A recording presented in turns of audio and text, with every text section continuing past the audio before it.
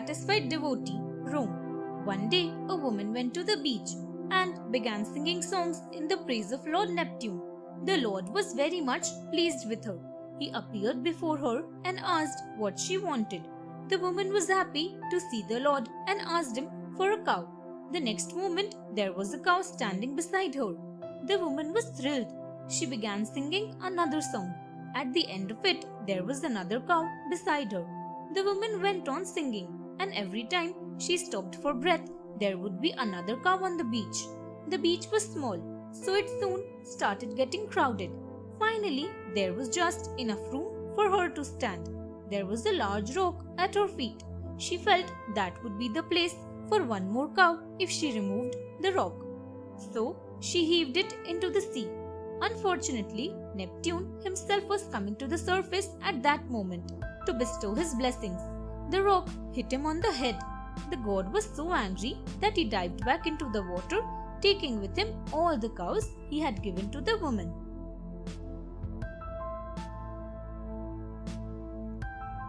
The monkeys go fasting. India. One day, some monkeys decided to go on a fast. They thought that before starting the fast, they should keep the food ready with which they would break the fast. So they gathered some delicious bananas. Then they thought of sharing bananas amongst them before beginning the fast. One of them suggested that they should peel off the bananas and keep them ready to eat after the fast. So they peeled off the bananas and decided that they would not eat them under any condition before evening. A little monkey then asked if he could just keep the banana in his mouth but promised not to eat it till evening. They all liked the idea and each monkey put a banana in his mouth so that he might chew it immediately when he would break the fast. Everyone thought that as long as he did not eat, it was fine to keep the banana in his mouth. One by one, they eyed one another uncomfortably as they began their fast. As it was obvious and expected, within no time, the bananas disappeared down their gullets. This was the end of their fast.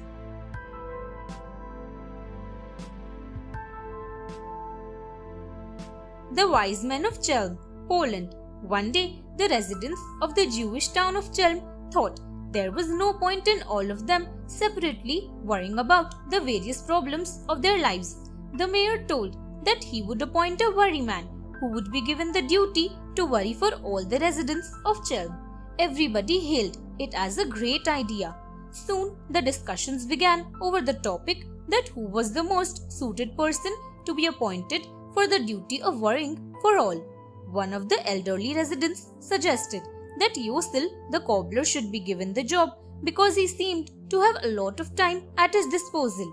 The mayor immediately sent his army to fetch the cobbler. When Yosil was brought to the mayor, he was told the reason for which he was brought there.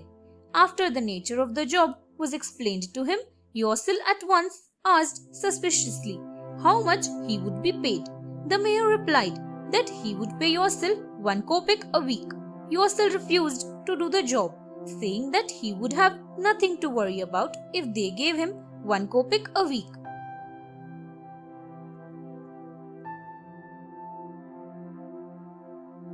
Why cats chase rats? China. Once a Chinese emperor organized a race for animals. The first 12 animals to finish were to be given a place in the Chinese zodiac. The cat and the rat, both lazy creatures, asked the ox to wake them on the day of the race. The day arrived. The ox tried to wake them up, but could not succeed. The race was about to start. The ox coaxed them onto his back and started running. The rat woke up when the ox was crossing the last hurdle, a river. The rat pushed the cat off the ox's back.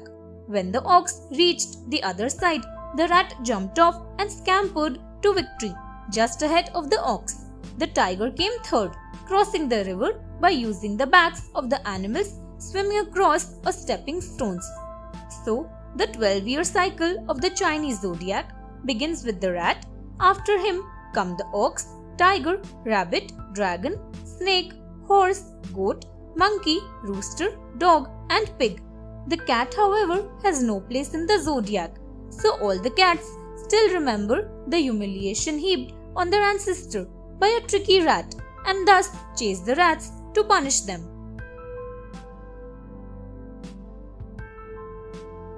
The fisherman who rose too high. Europe. Once there was an old fisherman. He would go fishing in the morning and return back in the evening. One day while fishing, he saw a large heavenly bird Kaha sitting on a rock. The bird said, "You need not do such work. From now onwards, I will bring you a big fish every evening." She began to drop a large fish at his doorstep every evening. The fisherman would take it to the market and sell it. He soon became rich. One day he heard that the king wanted to catch Kaha bird and would reward the informer with lots of gold. The fisherman was tempted. He told the king that he could get the bird. In the evening, when the bird brought the fish, the fisherman asked her to come inside his house, as he had laid out a feast for her.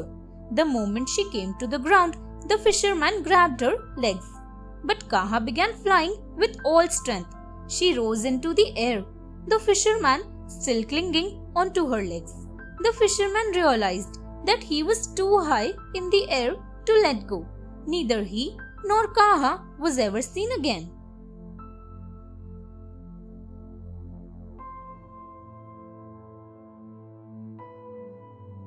Family misfortunes. Bhutan. Once there lived Do with his wife Butter, son Ant, and daughter Cotton. One morning, Butter asked Ant to bring dried raisin from the meffi tree. "Stay away from the fresh raisin to avoid getting stuck," she cautioned. Ant paid no attention. He saw a big blob of raisin emerging from a crack in the tree and rushed forward to grab it. And he got stuck. When he did not return, Do went to search for him. "Do not go near the edge of the road. You could slip and roll down the side," advised Butter. But Do moved at the edge thinking that he was safer there. He lost his balance and went rolling down the side. When Do also did not return, Cotton went to search for him. "Do not walk in open spaces. You could get blown away by the wind," warned Butter. Cotton did not listen and took a shortcut across the meadow. A gust of wind blew her away. Butter waited for her family. The day got hotter. Butter began melting and finally turned into a puddle of liquid. This was the end of Doe family, which perished because they did not follow what they were told.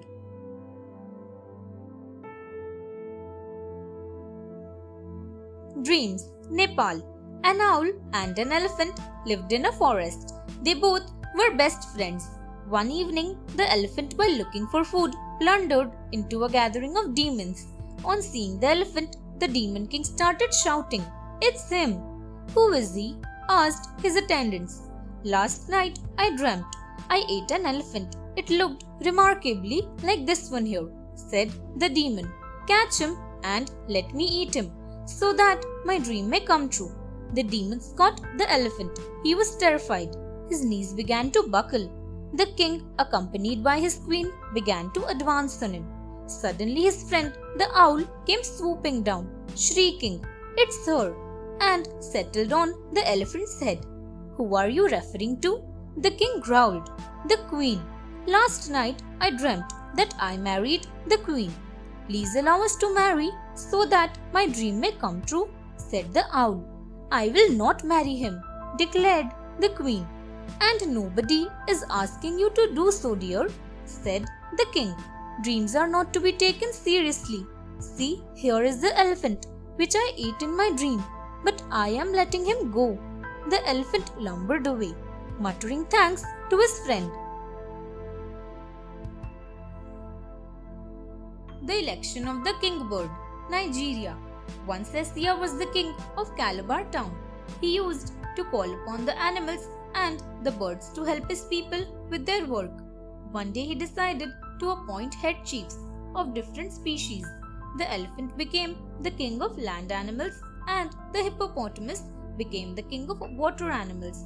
But Sia was confused about the birds, so he called all the birds from the whole country to fight out.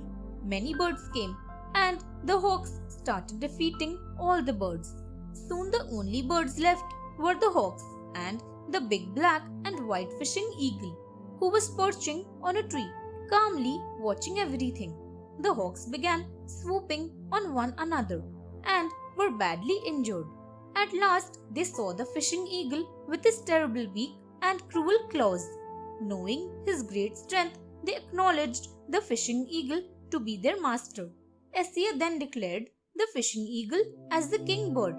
Thus, whenever the young men of the country go to fight, they always wear 3 long black and white feathers of the king bird in their hair, as they believe that it imparts courage to the wearer. The wedding of Mrs. Fox, Germany.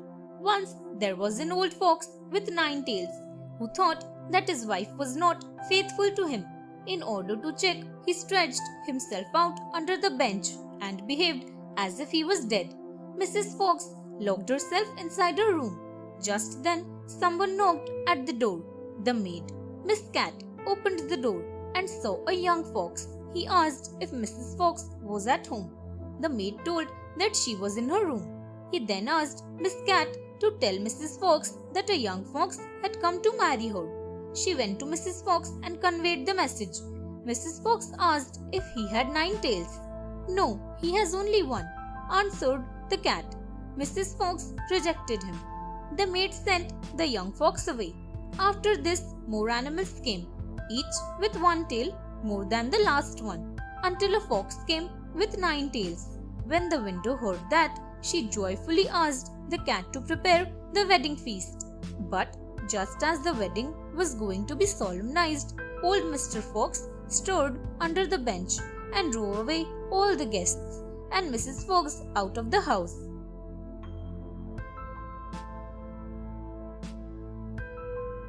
Wish list. France. Once after winning a great battle, Napoleon Bonaparte was in a generous mood. He asked his 4 officers to ask for anything, and he promised to give it. His German officer asked for a bungalow in Paris. The French officer asked to own a hotel. His Pole officer asked for a brewery. "Done," said the emperor. "I will fulfill your desires." Then he asked the desire of his 4th officer, who was a Jew. He asked for a fortnight's leave. The emperor told that his leave began from the next day. His colleagues were surprised. They asked him why he had asked for so little. The Jew replied that the emperor was a busy man. He would order his secretary, who was a busy man too, to fulfill the promises.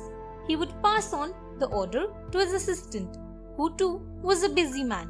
So the emperor's order would go down from one subordinate to the other, and by then the great victory would have become a dim memory. So he asked for something that the emperor could give immediately. Then, leaving the 3 officers gaping, the Jew went off to arrange for his holiday.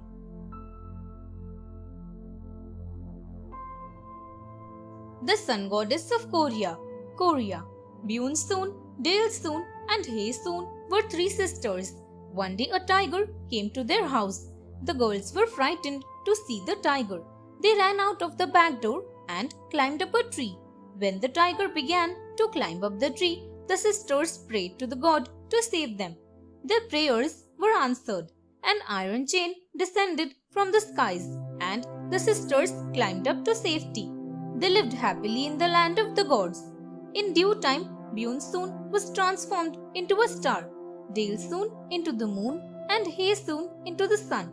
When Hae-soon set out across the skies on her first day out as the sun, people on earth came out of their homes to stare at her. Hae-soon was an extremely shy girl, and she turned pale with embarrassment when she saw the people looking up at her. The more they stared, the brighter she became, till she became so bright that the people were blinded by her radiance and could no longer look up. This suited the shy Hae-soon, and she continued to glow brightly from then on.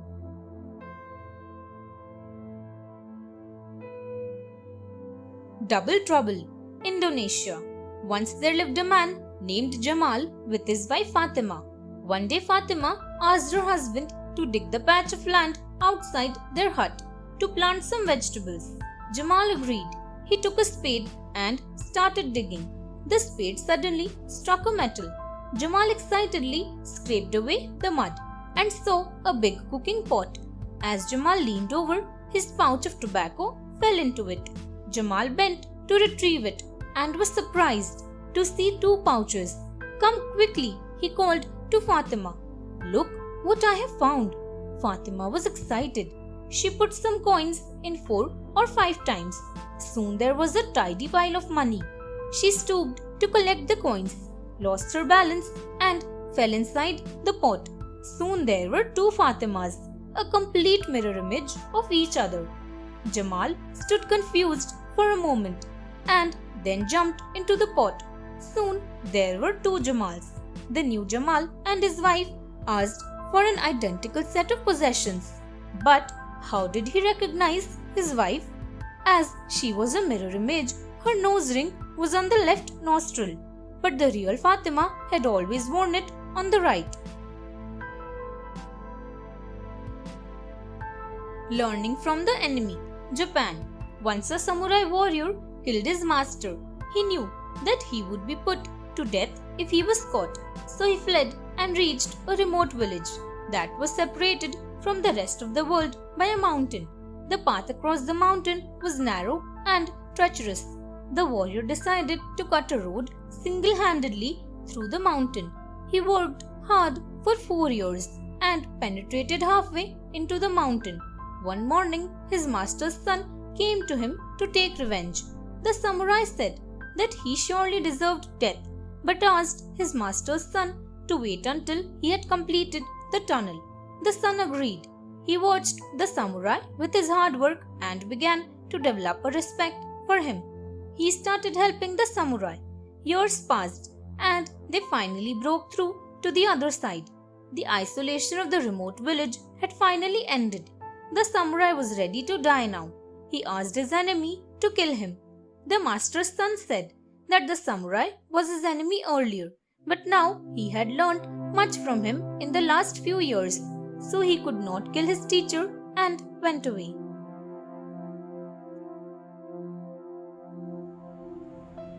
Advice. Italy. Once there was a great battle amongst animals. After the war had ended, a porcupine and a fox were returning back together from the battlefield to their respective dwelling places. The fox had an evil thought of killing the porcupine, but the fox was worried about the coat of sharp spines on the porcupine's body that would not only protect the porcupine but also injure the fox. However, the fox was very clever. The fox thought for a while and devised a trick. Pointing at the coat of spines, the cunning fox asked the porcupine why he was wearing that armor of spines. The porcupine told that it protected him against the deadly wars of cunning creatures. The fox flattered the porcupine by saying that the war was over and harmony established in the forest, so he should remove the heavy armor and feel relaxed. The innocent porcupine was unfortunately convinced by the fox's advice and took off his armor. The fox promptly pounced on him and killed him in no time. Therefore, it is said to beware of advice from those who have their own interest at heart.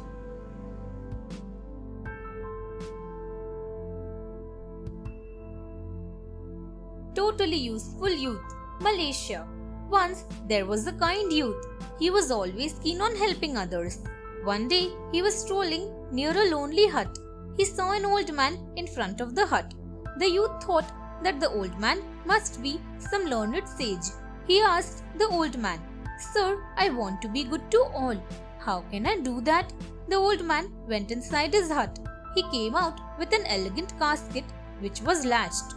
He handed it over to the youth and said, "Take this casket home carefully and open it. Then you will know what to do. But remember not to open it on the way." The youth thanked the old man and carried the casket away. But on the way he wondered what could be there inside. He could not suppress his curiosity. He opened it, completely forgotten about the warning of the old man. As soon as the casket was opened, the youth was transformed into a strange, tall plant. He became a coconut tree with leaves and nuts at an unreachable height. Today, we all are very well familiar with this most useful tree.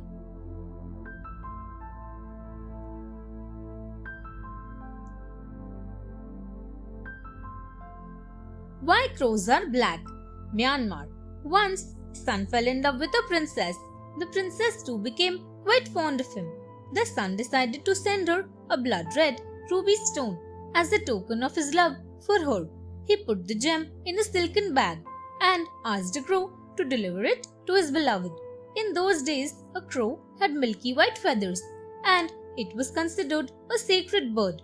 As the crow began flying, he smelled delicious food from a wedding feast. It kept the bag on a tree and went to eat the food. A merchant saw the bag and was overjoyed to see its contents. He took out the ruby, filled the bag with dry cow dung, and put the bag on the tree. When the crow returned, he took the bag and reached the princess. She took the bag eagerly, but when she saw its contents, she reeled back in anger. She flung the bag away, rushed to her place, and never came out again. When the son learned of the incident, he was furious and turned his scorching gaze on the crow, resulting in his feathers burnt black. So the crow's feathers have been black ever since.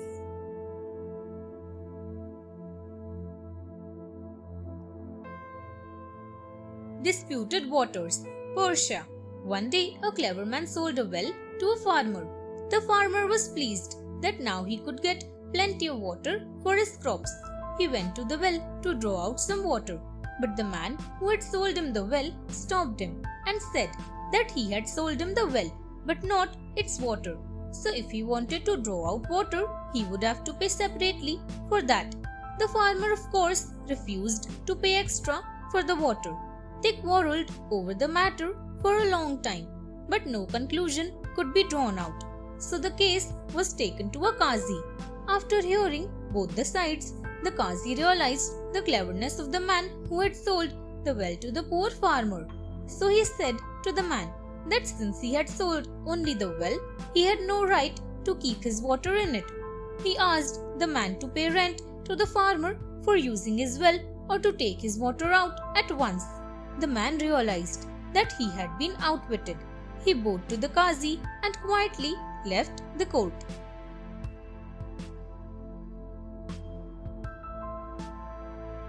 Making haste slowly. Philippines. Once a trader bought a large number of coconuts. He loaded them onto his horse cart and set off for his home in the village. A little later, he encountered a small boy on the road. He asked the boy how long it would take to reach the main road. Go slowly and you will reach the main road in 10 minutes, replied the boy. But if you go fast, it will take you half an hour or more. The trader thought that the boy was surely a fool. So he decided to double up his pace and drove away at a great speed. Suddenly, 50 meters down the road, one of the wheels of his cart struck a stone. The coconuts could not bear the sudden accidental jolt, and the next moment, the trader saw his coconuts lying in all directions. It took him a very long time to gather all the coconuts and put them back in the cart. He was very much tired after the whole process. He climbed back wearily into the driver's seat and, with the boy's words ringing in his ears, drove slowly and cautiously the rest of the way.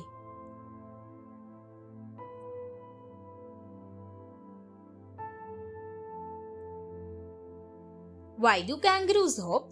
One day, a baby kangaroo named Kip asked his mother, "Why kangaroos hop?" "We are kangaroos," his mother replied simply. "That is what we do." Kip went to his friend Kimi Koala and asked if he could hop. Kimi replied that he could neither hop nor run. He could just climb up trees. Kip then saw Cedric Crocodile and asked whether he could hop. Cedric replied that he could only swim and crawl, but he could not run or hop. Next, Kip asked Danny Dingo if he could hop. Danny replied that he could run and walk, but could not hop. Kip then went to Kara Kookaburra and asked if he could hop. The bird replied that he could only fly but not hop. Kip happily thought that none of his friends could hop. Only kangaroos had the ability. He felt very special. He hopped all the way home. Dingoes, crocodiles, koalas, and kookaburras cannot hop. I am happy that I am a kangaroo and can hop all over the place, Kip told his mother. His mother smiled at him. Kip spent the rest of the day hopping about the bush, enjoying being a simple kangaroo.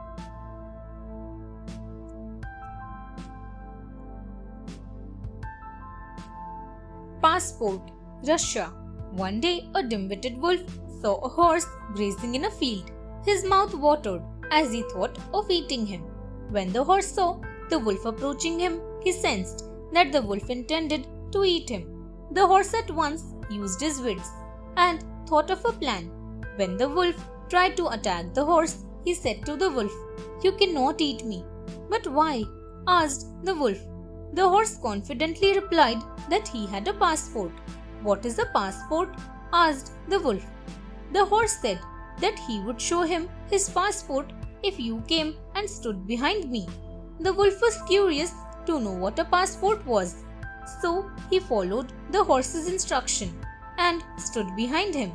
He saw the long hairy tail of the horse and wondered if perhaps the horse's tail was the passport.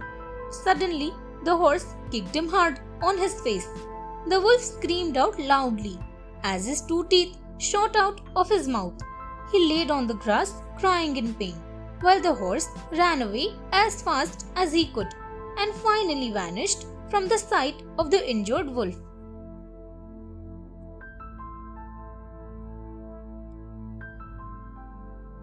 Tug of War, West Africa. Once there was a rabbit who enjoyed playing tricks on others. One day he went to an elephant and said, "You are certainly a powerful animal, but not more powerful than I." The elephant began to laugh. The rabbit said, "I will tie a rope around your middle and drag you into the sea." "Well, go ahead," the elephant allowed. He tied a rope around the elephant's body and ran to the seashore with the other end of the rope. He saw a whale and called it out. "Hey, can you prove yourself stronger than I?" said the rabbit. "I will tie this rope around your middle and drag you ashore." The whale began laughing. "All right, go ahead," he allowed. The rabbit tied the rope securely and hid behind a tree and shouted, "Pull!" The elephant wrapped his trunk around the rope and gave a mighty heave upwards. The whale countered with a tug that almost brought the elephant to his knees. The 2 animals were amazed at the rabbit's strength. They exerted their strength to the utmost and the rope broke. The 2 animals fled in opposite directions. The rabbit was greatly amused.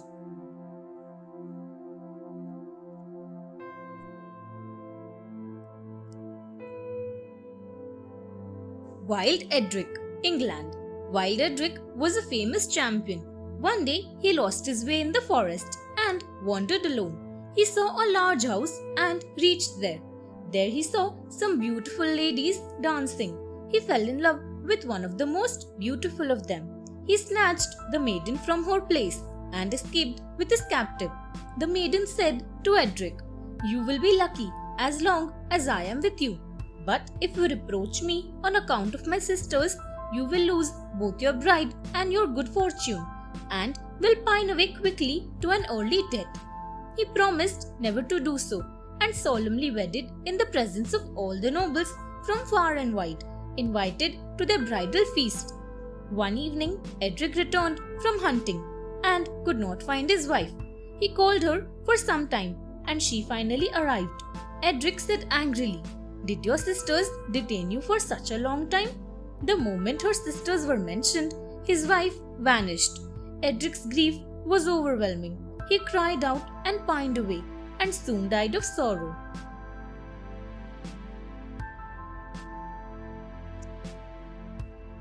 The Beggar and the Miser, Arabia. Once there was an utterly poor and old beggar. One day he passed through an old village. He knocked at the door of a big beautiful house with a tall barn and a large iron padlock on the gate. In this house lived a man who was famous in the village for his miserliness and never helped people. even though he was very rich. "Please give me some meat or milk," said the beggar. The miser replied roughly, "No, I cannot. Go away." "Maybe you can give me some wheat or beans?" kept asking the beggar, forced by hunger to humiliate himself. "I do not have anything to give you," said the miser. "Then give me a loaf of bread and I will be highly grateful," said the beggar. "Go away. I do not have any bread at home," was the miser's reply. "At least give me some water. I am very thirsty." "I do not have water," screamed the miser. Then said the beggar, "Oh my son, why are you sitting here then? Stand up and start begging food from the good people. You are even poorer than I am."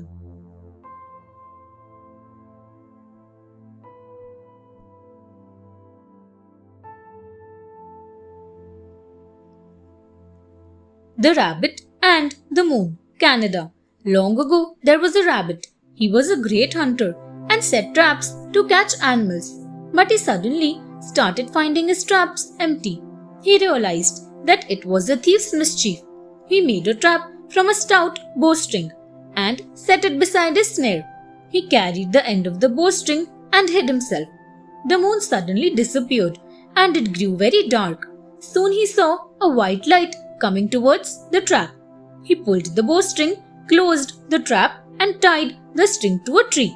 He took some black mud and threw it at the white light. He heard a voice saying, "I am the moon, and you have spotted my face with mud. Come and untie me." The rabbit untied the prisoner and took a promise that he would never steal his prey. The moon hurried on his way. Since that night, the moon still bears the marks of the black mud on his face. Sometimes he goes away to wash off the mud, but he never succeeds in cleaning himself, and when he comes back to his work, the black marks are still upon his shining face.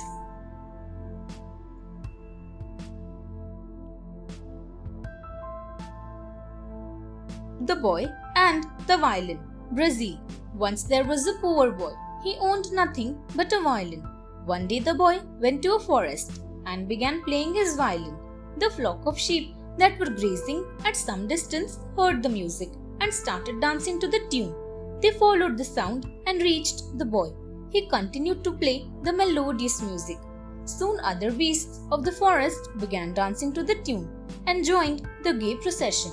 The jolly procession wandered on and finally reached the king of the land of the giants. The king was amused and laughed hard at the sight. The king had a daughter who remained sad all the time. All the giants had done their very funniest tricks, but could not make her smile. So the king took the little boy to her sad daughter. When she saw the sight, a happy smile played about her lips. The king was happy to see her daughter and gave half of his kingdom to the boy. The boy, from that time on, reigned over half of the kingdom. He played on his violin to his people. All the beasts stayed in his kingdom forever. The Three Snake Leaves, Germany. Once there was a princess. She wished to marry a man who could bury himself alive with her if she died first. A youth promised to fulfill her desire, and they were soon married. Some years later, the princess died. Her husband was buried alive with her. Inside the grave, a snake crept, and the youth killed it. Then another snake arrived, carrying 3 green leaves. It put the leaves on the mouth of the dead snake, who became alive again. Both the snakes hastened away together. The youth picked up the leaves and laid them on the mouth of his dead wife, and she became alive. They both were taken out of the grave carrying the 3 snake leaves. But the princess was now changed. She no longer loved her husband. She conspired and killed him. But a servant saw her, and with the help of the 3 snake leaves, he brought the youth back to life. The two then went to the princess. She was thunderstruck. The youth put her in a ship, which had been pierced with holes. The ship was sent out to the sea, where it soon sank amid the waves. The Serpent, Italy. Once there was a serpent who fell in love with a princess. he went to the king and expressed his love for the princess and his desire to marry her. The king put up conditions that seemed impossible for him to be fulfilled, but the serpent fulfilled them all. So the king had to agree for the marriage. Soon after this, the serpent shook off his skin and turned into a handsome prince. The king burnt the serpent's skin. Seeing this, the prince turned into a dove and flew out of the window, where he struck his head through the panes and injured him. The princess set out to find her love. She took the blood of forest birds, went to the royal palace and entered the chamber of the prince, where he was lying unconscious. She applied the blood on his wound. Soon the wound healed without even leaving a mark. The prince regained his senses. He saw the beautiful princess and recognized his beloved at once. He embraced her with joy. Then the prince's father sent to invite the princess's parents, and they celebrated their wedding with wonderful festivity.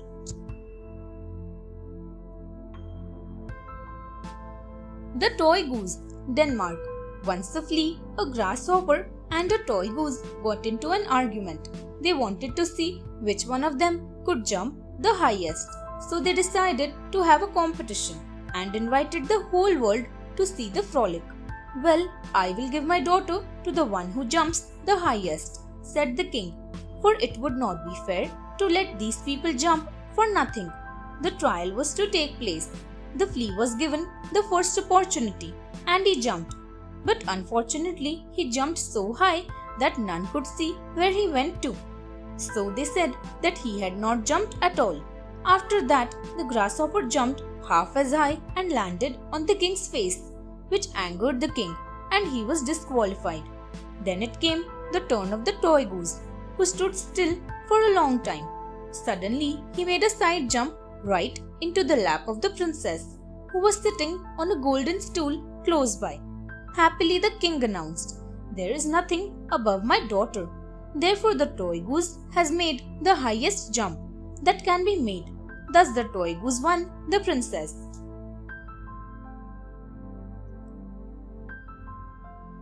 The Wise King of Leon, Spain. Once the king's barber fell in love with a princess who was equally fond of him, but the king did not like it. So the couple left the palace and went to the forest. On their way, the couple exchanged their clothes and went to the king of Leon. The princess offered her services to the king as barber. The king willingly accepted the services. The barber, however, told that he was the princess of Castile. The king of Leon fell in love with her and told this to the barber. When everyone in the palace had slept, they again exchanged their clothes and came back in their real forms. The king got up earlier than usual. The princess presented herself before the king. On seeing her, the king asked who she was and where the barber was.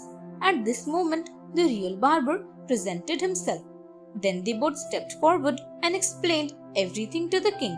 The king said, "I have been shaved by the king of Castile's daughter, and I have loved his barber. I will not be again deceived. They shall now be husband and wife forever." This was the Wise King of Leon.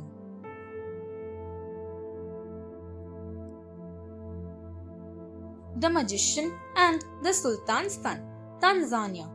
Once there was a sultan who had 3 little sons.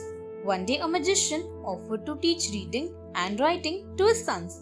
He asked for one of his sons as his fees. The sultan agreed. In a short time, the magician turned them into great scholars.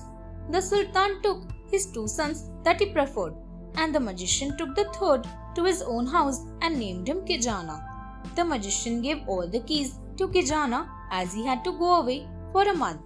When he was gone, Kijana took the keys and went to examine the house. The first room he opened contained liquid gold. One room had a horse who told Kijana that the magician was a man and beast eater. This scared Kijana. They made a plan. When the magician arrived, they suddenly pushed him in a pot of boiling butter and killed him. The horse swallowed all the liquid gold and they both ran away. The horse covered up all the gold he had swallowed, with which they purchased slaves and cattle and everything they needed. They lived very happily together, and Kijana loved the horse as his own soul.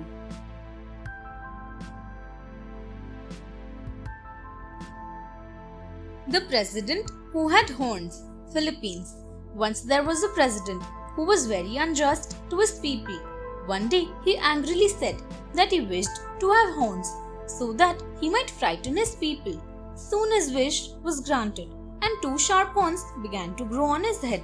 While trimming the president's hair, his barber discovered this, but the president threatened him that he would be killed if he told anyone about the horns. The barber did not intend to tell anyone, but he could not resist himself. So he went to the field and dug a hole under some bamboo. He then crawled in and whispered that the president had horns. He then climbed out, filled up the hole, and went home. But now anyone who passed the bamboo stopped there, hearing a voice from the trees that said president had horns. Soon the news spread all over the town. The councilmen went to see the president, because then the president had no right to govern the people if the rumor of the horns was true. When they saw the horns on the president's head, they killed him, as he was no better than an animal.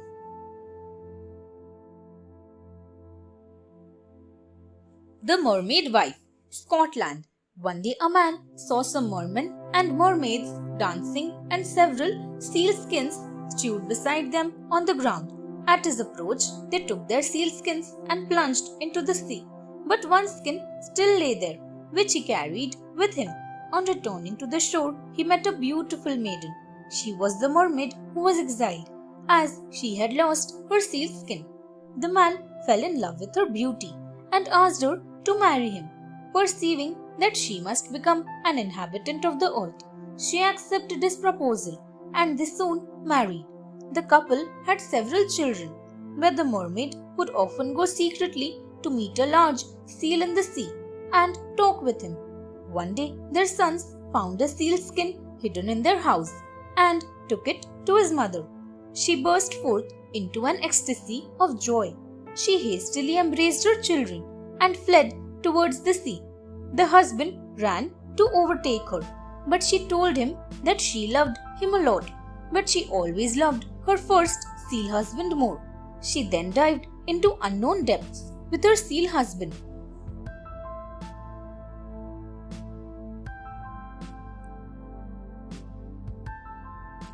The Necklace of Pearls, Portugal.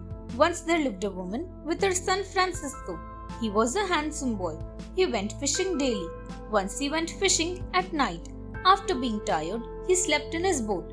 A water nymph saw the handsome youth and was attracted towards him. She gently drew him to her palace. Francisco's mother was grief-stricken. She went to the wise man of the sea and asked for help. He told her that Francisco was given a philtre by a water nymph, which had made him forget his past life. He suggested that the lady should shed her tears in the sea. That might fall upon Francisco's heart, and he would regain his past memory. The woman shed tears, and soon Francisco was safe at home. Some years later, he fell in love with a rich man's daughter, who wanted a husband for her daughter that would bring her a precious gift. So Francisco was upset. The water nymph realized the cause of his grief. Next morning, Francisco saw a necklace of priceless pearls on the shore. It was the gift of the water nymph. He took the gift to the rich man and married his daughter.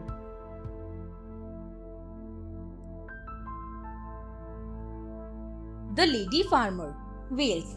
Caddy was a lady farmer. One day, she went to the forest to gather sticks for her fire. While she was gathering the sticks, she found a piece of gold and was overjoyed. She took it home, but she never told anyone that she had found a gold piece, for she always pretended to be very poor. Though she was so poor, yet she used to dress two of her children in fine clothes. But the others, whom she did not like, she kept in the filthiest rags. One day a man knocked at her door and asked to see her children. He sat down in her little room, and she went and brought the ragged little boy and girl, saying that she was very poor and could not afford to dress them better. She was very cautious and carefully hid her two well-dressed little boy and girl in a cockloft. After the stranger had gone, she went to the cockloft to look for her well-dressed favorite kids, but they had disappeared from there. Caddy repented her action of lying to the stranger, but it was too late for her to realize her mistake. The Cat and the Cradle, Netherlands. Once in Friesland, a baby girl was born in a family. The couple was glad, but the grandmother was angry and wished to kill her. So the parents gave the baby to a woman who took her to her home. The father secretly made her a cradle. The parents came often to see her. There was a cat in the house. She was very fond of the baby girl. One day, a great flood came. When the baby girl was sound asleep, the cat leaped upon her cradle and they floated off together. They swept into a place in front of a church, and the cat began to meow. In the church, a small boy named Dirk heard the sound and rushed to pick the cradle and the cat up. He took them to her mother. The baby was welcomed in the family. She grew up to be a beautiful woman and was married to Dirk. When their son was born, he laid in her mother's cradle. The cat looked after the baby boy just as she had looked after her mother. When the cat died, her statue was chiseled in the church, which stands there even today.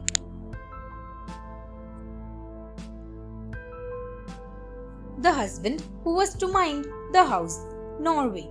Once the man and his wife exchanged their work. The wife went out with the mowers and the man began churning the butter. He felt thirsty, so he turned on the tap. A pig came into the kitchen and knocked the churn over. He began churning again, but he had to draw water from the well. He took the churn on his back and went to draw out water, but the cream ran over his shoulders and into the well. He took his cow to feed on the grass on the thatched roof. He put the water to boil to make porridge and then went to the cow. He tied one end of the rope to the cow's neck and the other he slipped down the chimney and tied round his own thigh. He began to grind the oatmeal, but the cow fell off the housetop and dragged the man up the chimney by the rope. When the wife arrived home, she saw the cow hanging, ran up and cut the rope. Due to this, her husband came down the chimney. When she came inside the kitchen, her husband was standing with his head in the porridge pot.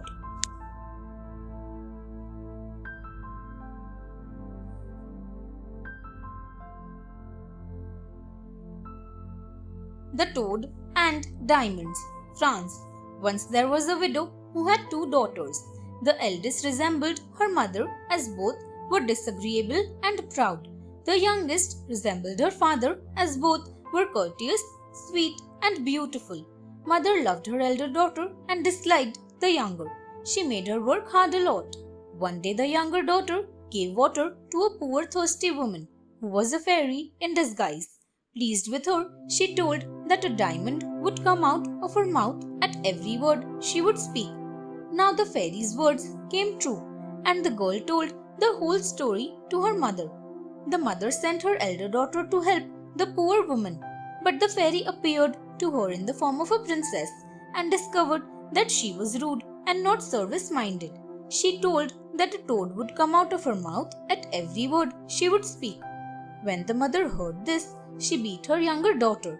She left home and went to hide herself in the forest. There she met a prince and told him her whole story. The prince took her to his palace and married her. The 12 Months, Czech Republic. Once there was a lady who had an ugly daughter named Helena. She also had a beautiful stepdaughter named Marushka. The lady and Helena behaved in evil manner with Marushka. Once during January, Helena sent Marushka to bring her violets. Marushka wandered in the cold and saw 12 men sitting. They were the 12 months. Marushka went to them and told her problem. March waved a staff and soon violets began to grow. Helena was amazed when Marushka brought the violets. She sent her again to bring strawberries. Marushka brought them with June's help. Helena sent her to bring apples. She brought them with September's help. Seeing this, Helena herself went out and met the 12 months, but she behaved rudely with them. Thus angered, January waved a staff, and an icy wind blew, and snow began to fall. Helena could not reach her cottage. Her mother too came out to find Helena. At home, Marushka prayed for her sister and mother, but they did not come. They both were frozen to death on the mountain. After some years, Marushka married a farmer. He proved to be a good husband, and they lived together very happily.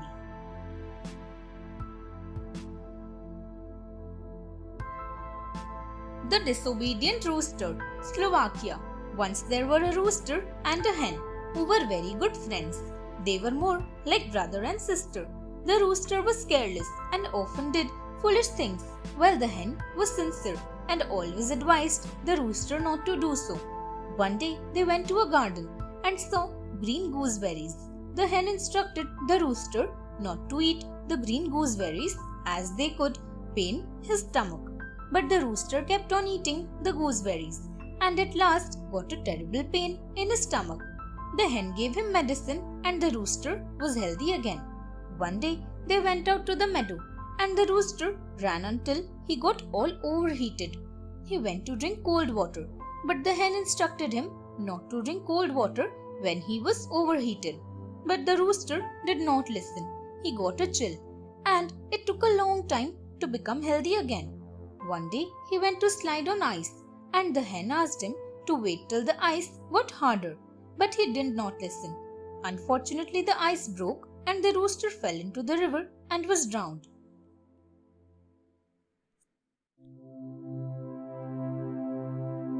The Girl and the Snake, Sweden. Once there was a girl who went in the forest and lost her way. She arrived at a hill and saw a door and went in. There was a table covered with tasty food. There was a bed in which lay a great snake. The snake said to the girl, "Sit down if you choose. Eat if you choose. Lie down in the bed if you choose. But if you do not choose, then do not do so." So the girl did nothing at all. The snake then said, "Some people are coming who want to dance with you, but do not go along with them." Straightway, people arrived who wanted to dance with the girl, but she did not agree. She left the hill and went home. The following day, she again went to the forest and arrived at the same hill. But this time, she ate the food and lay on the bed. The girl gave a loving touch to the snake, who soon turned into a handsome youth. He was a prince, bewitched in the form of a snake by magic spells. Then both of them went away, and there was nothing further heard of them. The Magic Mirror, Spain. Once there was the king of Granada. He decided to get married. The news spread throughout the kingdom. The king had a magic mirror into which, if any woman, not being thoroughly good, would look, the blemishes on her character would appear in the form of many spots on its surface. So it was decided that each woman of the kingdom who was willing to become the king's wife would gaze into the mirror. Although the king was a very handsome man, yet no woman applied to have a look into the mirror, fearing that it may highlight her character traits. The king was very upset. One day, his barber suggested that there was a simple shepherdess on the mountainside who would surely brave the magic power of any mirror. The king at once called her to his court. The shepherdess told the king that although she had no ambition to become the queen, yet she was not lacking in pride. She then walked up to the mirror and gazed into it. Surprisingly, the magic mirror showed no stains on surface. After this, the king and the shepherdess were married with great pomp and show.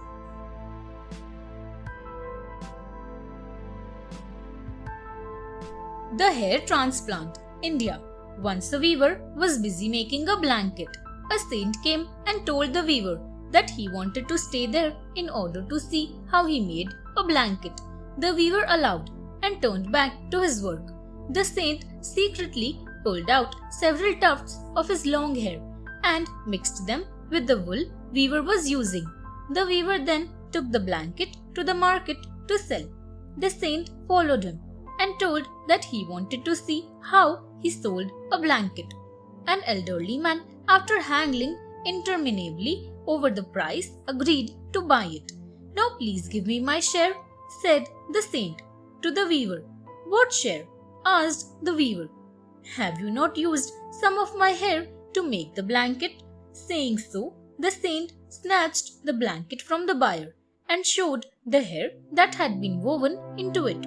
The weaver was so angry that he felt like pulling out the rest of the saint's hair, but he controlled himself and, not wishing to make a scene in front of the customer, gave a few rupees in the saint's hand and sent him away.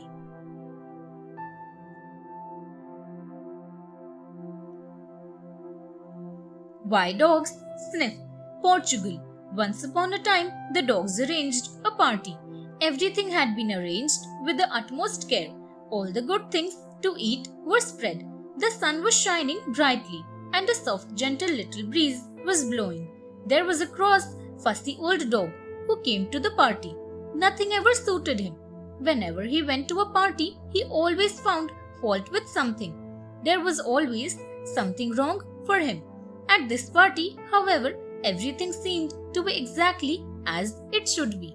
But he noticed immediately that the big juicy bone he was eating had not been seasoned with pepper. "Will somebody please pass the pepper?" he asked. All the dogs tried to find the pepper, but there was no pepper at the party. So one dog decided to go into the city to get some pepper. None ever knew which dog it was. The dog never returned to the party again. Since then, whenever two dogs meet, they always sniff at each other, hoping that if one of them happens to be the dog who went to get the pepper, he would surely carry the smell of pepper. The Sleeping Knights, Poland. Once a stranger went to a blacksmith and gave him a gold bar to make a horseshoe from it. He promised to pay a great amount, but the blacksmith must promise not to tell anyone. The blacksmith agreed. When the horseshoe was made, the stranger took him to a cave. Inside, an army of knights were sleeping, holding battle axes and spears. There were beautiful sleeping horses with their horseshoes made of gold. The stranger asked the blacksmith to replace the broken shoe of one horse. The stranger told him that the knights had been in a deep sleep for hundreds of years, and they would wake when time came for a great battle. The knights would then come out of the cave to fight for Poland. The stranger then took the blacksmith back to his village and made him swear never to tell anyone what he had seen. He gave the blacksmith a bag of gold and vanished. The blacksmith, however, could not keep the secret, so his bag of gold soon turned to sand, and he searched for the cave many times, but never able to find it.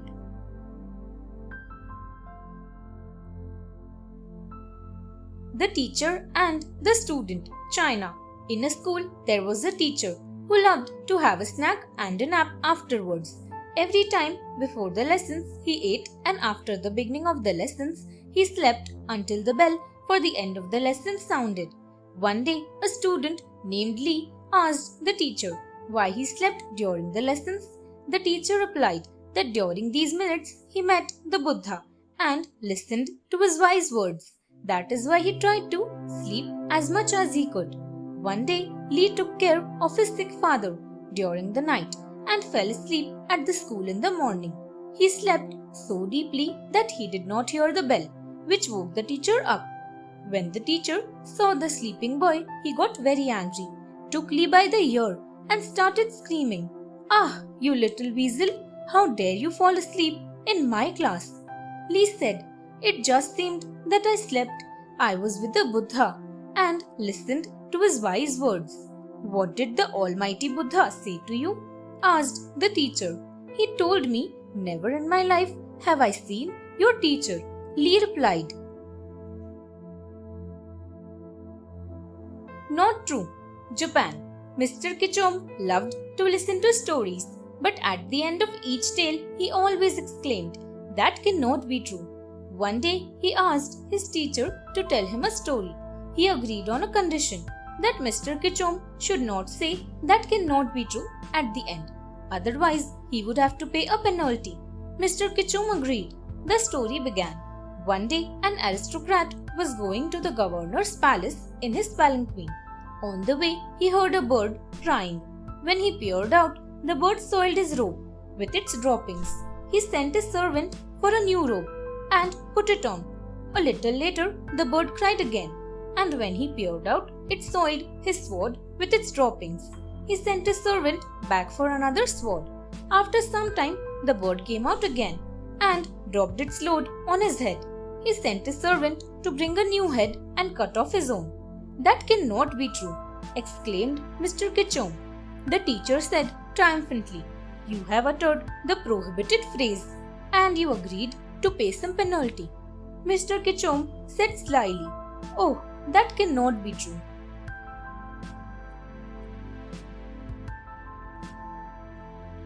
The Tiger's Whiskers, Korea. There was an old hermit in Korea. One day, a woman pleaded with the hermit to help her regain her husband's affection. The hermit said that he could make a potion that could kindle love in the person who consumed it, but he lacked tiger's whisker that was one of the ingredients to go into its making. The woman promised to get the whisker.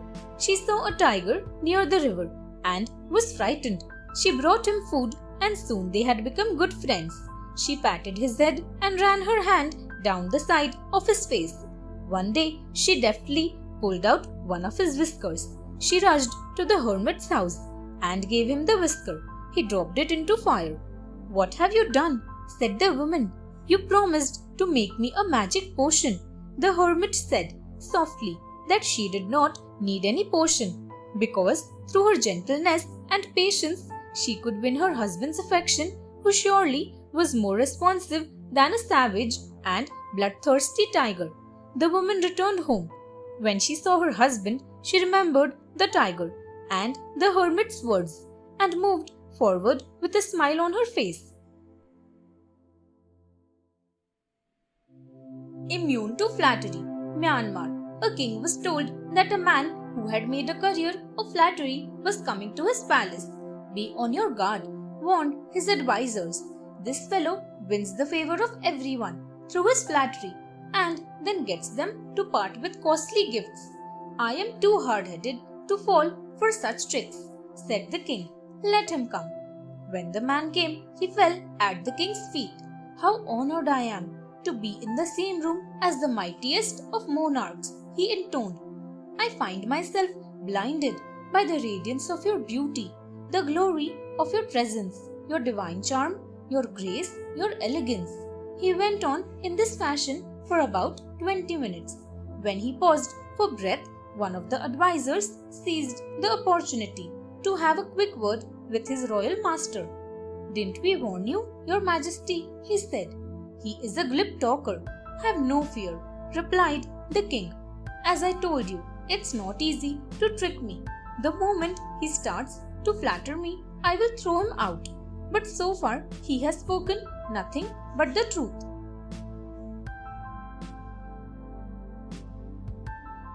Top questions. Nepal. Once Bhupendra Prasad asked his daughter-in-law, "Can you guess how much I spent on your wedding?" "About the cost of a sack of rice," she replied. He thought she was a nitwit. He asked her to explain it. "What you spent on the essentials of the marriage amounted to a few hundred rupees only," answered the woman.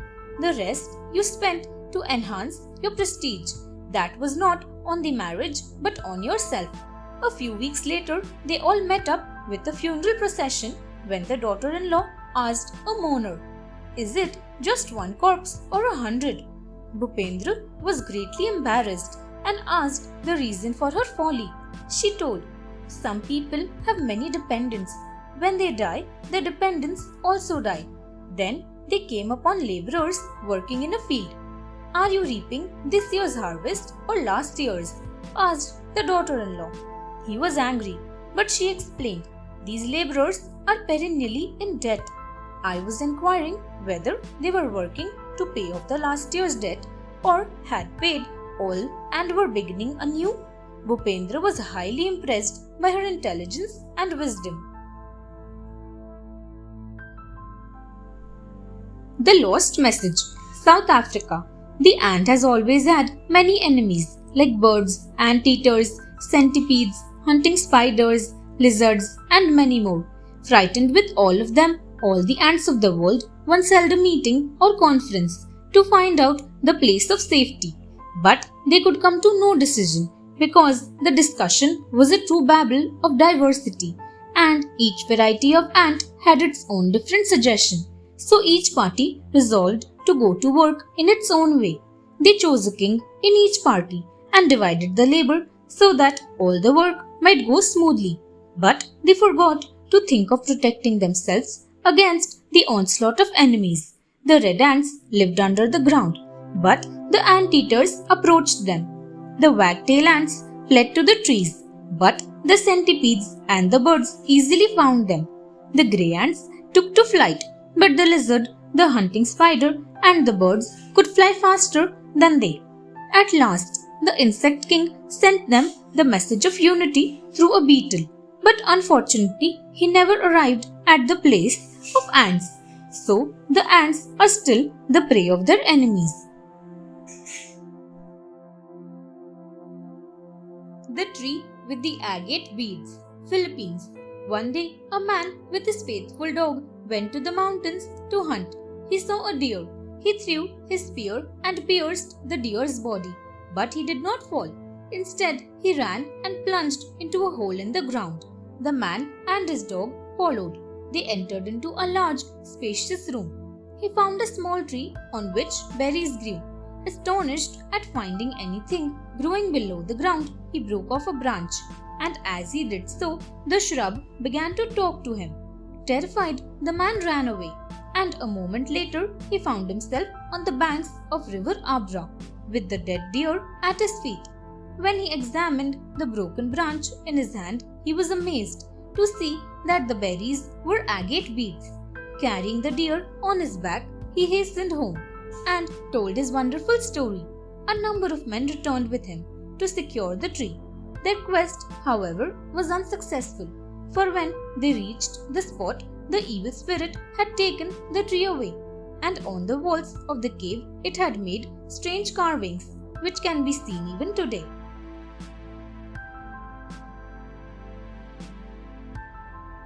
The origin of the mole, Ukraine. Once a rich man and a poor man owned a common field. They sowed it at the same time.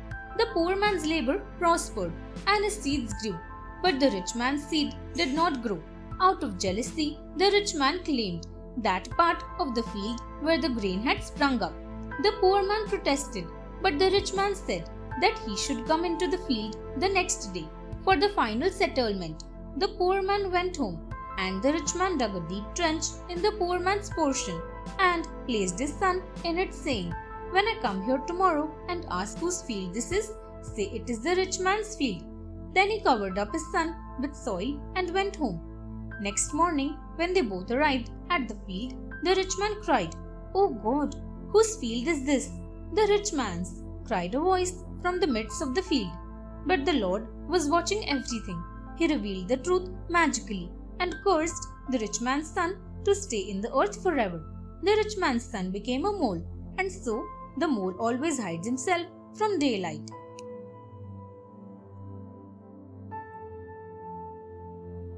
It is quite true. Denmark. Once there was a hen who used to peck herself with her beak to grow more beautiful each day. With every pecking, a loose feather fell from her body. One day, two hens were talking about this habit of the bird when an owl family heard it all. They went to the dove family and told that a hen pulled out all her feathers to look pretty to the cocks. The doves then told the pigeons about two hens that had plucked out all their feathers to attract the cock's attention. The pigeons went to the bats and told them of the three hens that died of cold as they had plucked out all their feathers. And so the story travelled and finally reached its place of origin, stating that 5 hens had plucked out all their feathers to show which of them could best attract the cocks, and then they pecked one another and died. The hen never knew that it was her own story. She said, "I despise those hens." The story was put into the newspaper. It was printed, and it's quite true. that one little feather may easily become 5 hens.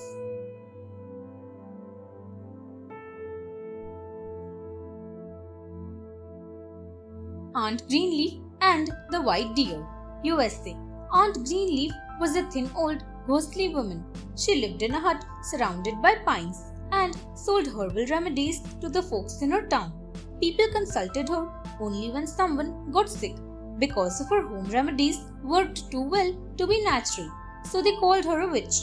The folks figured that she had to have help from the devil. Once a large, pure white deer was seen roaming in the woods at night.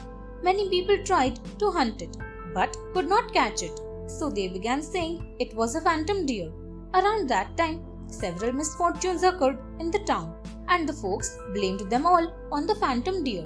There was a farmer who managed to shoot the deer with 3 silver bullets. The deer jerked upright and ran away. The hunter tracked it to Aunt Greenleaf's hut. The next day, the farmer learned that Aunt Greenleaf was ill. From the moment she was ill, all the misfortunes stopped. Soon, Aunt Greenleaf died, and the doctor told that he found 3 silver bullets in her spine. After the death of Aunt Greenleaf, the phantom white deer was never seen again.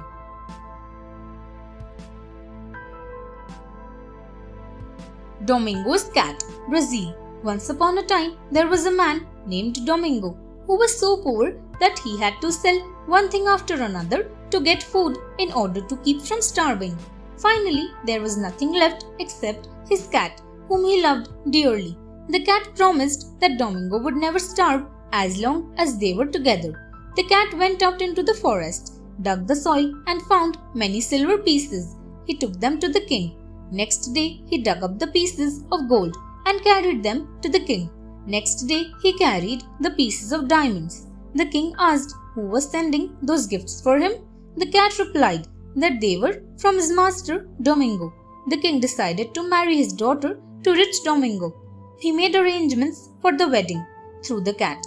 The cat arranged for Domingo a beautiful palace that had one room decked with silver, one decked with gold, and one decked with diamonds. A beautiful river flowed by the garden gate. Domingo and the princess were happily married, but the cat was never seen again. The cat disappeared in the forest and went to make some other poor man rich.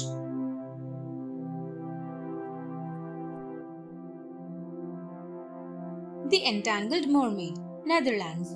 Long ago, some beautiful mermaids were having a party. Just then, a young merman arrived and told the mermaids that humans had decided to turn the river into a canal and build a dike that should keep out the ocean. All the mermaids were worried except the queen maid, who doubted the merman and sent him back. After the party was over, the queen slept soon. The next morning, she noticed that the water had fallen low.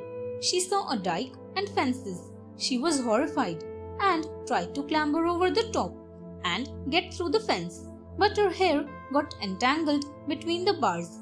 Soon her long hair was all twisted up in the timber. When the humans saw her, they caught her and put her in a big water tank. She was put on shore. She could not survive longer and finally died. Then her skin was stuffed and glass eyes put in, where her shining orbs had been. The body was mounted in the museum. So the mermaid, all because of her entanglement in the fence, was more famous when stuffed than when living, while all her young friends and older relatives were forgotten.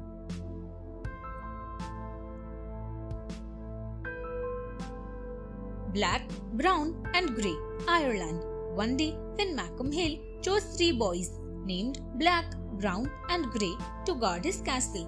All 3 of them did their job sincerely.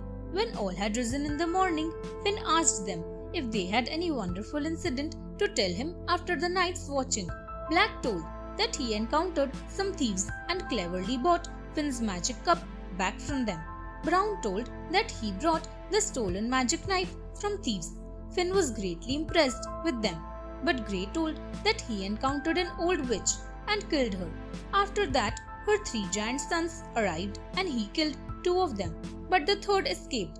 Finn was afraid that the third giant would bring trouble on them. One day, Finn and his companions went hunting and met a red-haired, man. The man took them to a temple and fastened them to the seat. He was the third escaped giant and had come to avenge his mother and brother's death. Finn blew a loud whistle with his mouth, which was heard by his warriors.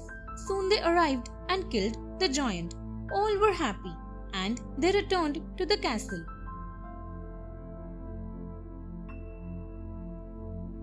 The White Maiden, Germany. Once during the noon of a midsummer day, a young noble was hunting in a valley. He was tired after chasing his game and sat in the shadow of an old abandoned castle. He wished he could have some wine. Just then, a beautiful maiden appeared before him from the castle. She was bearing in her hands a huge silver beaker of antique form, full of wine. She was fair, with long hair and loving eyes. The young noble fell in love with her just at the first sight. She offered him the wine. He drank it all. After this, she disappeared into the castle. The young noble rushed inside the castle, but it was all ivy covered, and neither the maiden nor any other living soul was there inside. He returned back disappointed. Since then, he always remained sad. Again and again, he visited the castle, but never found the maiden. Grief-stricken and feeble, he once lay at the entrance of the castle when the maiden once again appeared before him. He stretched forth his hands, and they both hugged each other. The White Maiden and the noble were never seen again.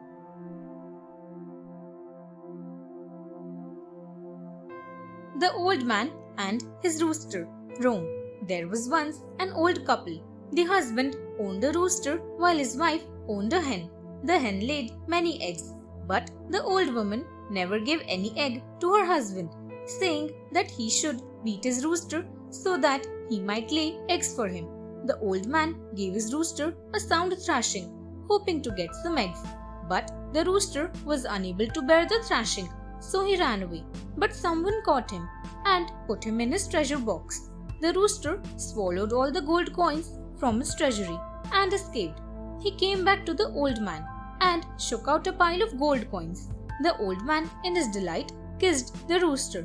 When his wife saw the gold coins, she asked her husband to give her a few gold coins. But the old man refused to give any, saying that she should beat her hen so that she might bring gold coins for her. The old woman soon began to beat her hen. She beat her till she was dead. So the old woman remained poor while the old man became very rich.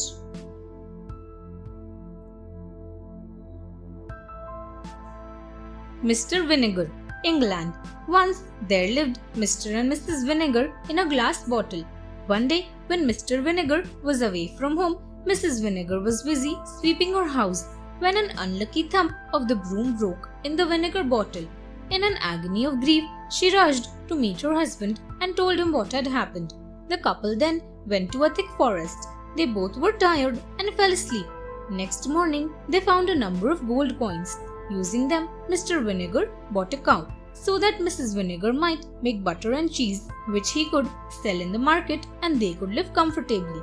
But on his way, he saw that a bagpiper was making good money by playing his bagpipe. Mr. Vinegar greedily exchanged his cow for the bagpipe, but when he tried to play a tune, people laughed at him. Instead of giving him money, his fingers grew very cold, and so he exchanged his bagpipe for a pair of gloves. At last, he grew very tired while traveling back to his wife. He had to exchange his gloves with a walking stick and returned to his wife empty-handed.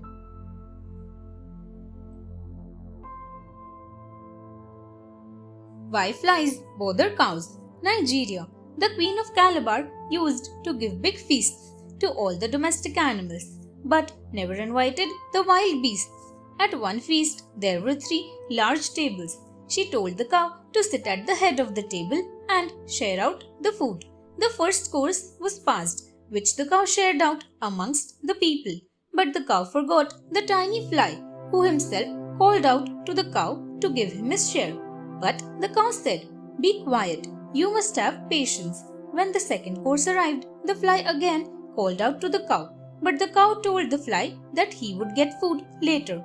At last, all the dishes were finished, and the fly was given no supper by the cow. Next day, the fly complained to the queen. who decided that as the cow had presided at the feast and had not given the fly his share, in the future the fly could always get his food from the cow's eyes wherever she went.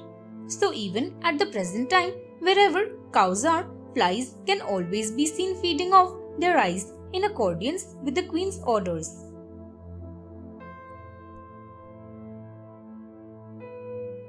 The Painter and the Woodcarver, Arabia. Once there lived a painter and a woodcarver. They hated each other. Once the painter told the Badshah that his father had always wished to construct a pagoda in heaven, so the Badshah must send a skilled woodcarver up to heaven. The Badshah called the woodcarver and told him the matter. The woodcarver knew that it was the painter's trick. He secretly built a passage from his own house into the middle of his field. Over the opening in the field, he placed a large stone. Soon, by the Badshah's orders, the woodcarver was put to fire in a faggot with all his tools. But he escaped by the coward way he had made back to his own house. Everybody thought that the woodcarver had gone to heaven. However, he remained concealed at home during the whole month. After that, he went back to the Badshah and told that he had completed his work, and for the decoration of the pagoda, Badshah's father had asked to send a painter. Once again, in the midst of the field, a pile of faggots was kindled, and the painter was burnt into it. Thus, the woodcarver took his revenge.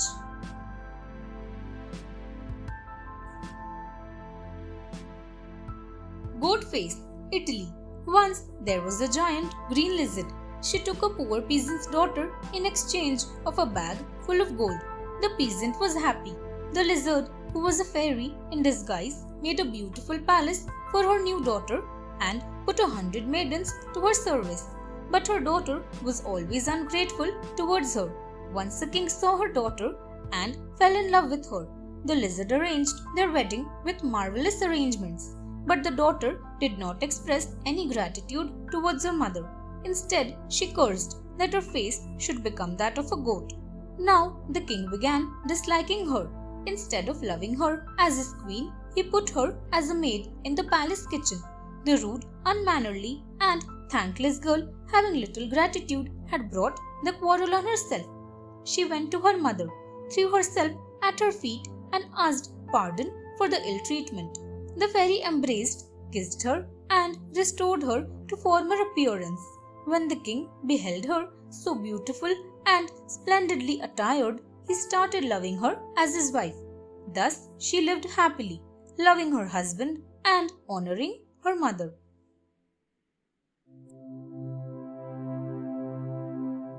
The Cat on the Dovrefell, Norway. Once there was a man who had a great grey-white bear, which he was going to take to the king. He came to the Dovrefell and saw a cottage where an old man lived. He asked the old man if he could get a room there for his bear and himself. The old man refused, saying that every night trolls came to his small cottage to trouble him, so he couldn't shelter anyone. The man with the bear promised to help the old man, and so he got leave to stay there. When the trolls arrived, the bear lay under the stove. A small troll took a piece of sausage, stuck it on a fork, and poked it up against the bear's nose. The white bear rose up and growled and hunted all the trolls out of door. After some months, when the old man was cutting wood, a troll arrived and asked if the old man still had his big cat. The old man told that she still lay under the stove and had got 7 kittens, far bigger and fiercer than the cat. Frightened, the troll ran away in the wood and never troubled the old man again.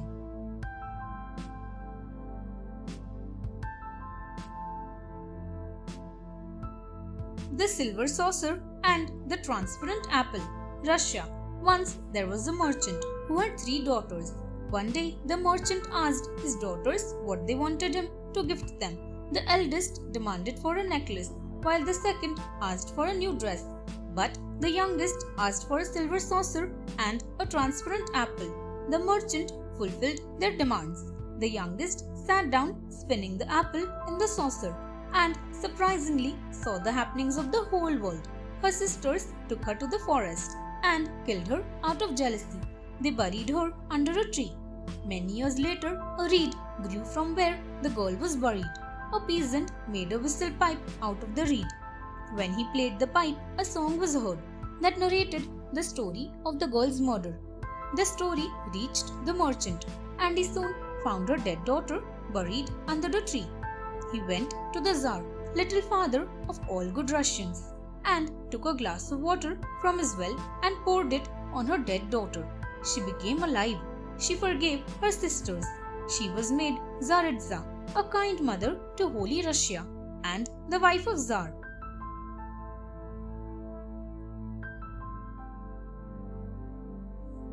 The zebra stallion, South Africa. Once in the dense forests of South Africa, a baboon used to disturb the zebra mares. He would not let them drink water when they arrived at the river to quench their thirst. Once a mare gave birth to a foal. Other mares helped her to suckle the young foal. He grew up to be a big strong stallion. One day, when the mares were thirsty, the stallion brought them to the river to drink water. Seeing the zebra mares at the river, the baboon came to trouble them as he formerly used to do. All mares were worried and in great need of water. Seeing their inconvenience, the stallion stepped forward. He was angry for the baboon's misbehavior with his mother and other elder members of his family and his herd. He took the baboon by his shoulders and pressed him upon a hot, flat rock. Since that day, each of the baboons had bald place on back. Frightened, the baboon ran away and never troubled the zebra mares again. He lamented over his action, but it was now too late for repentance. He, being a gum eater, was outdone by a milk eater.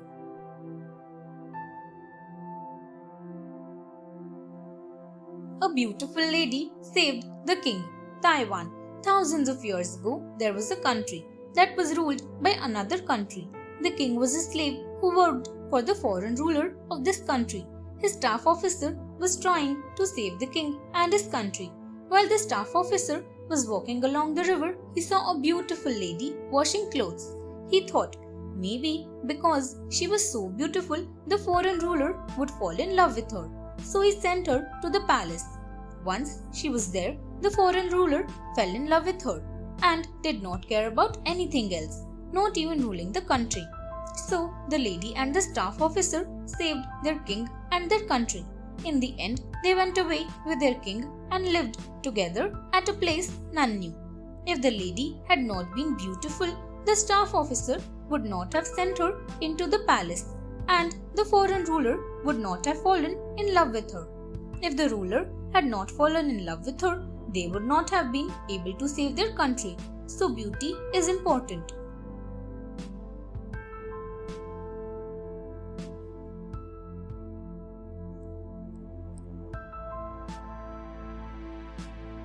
The greedy farmer, Turkey. Once there lived a farmer in a village. He was very ambitious. He wanted to make more and more money.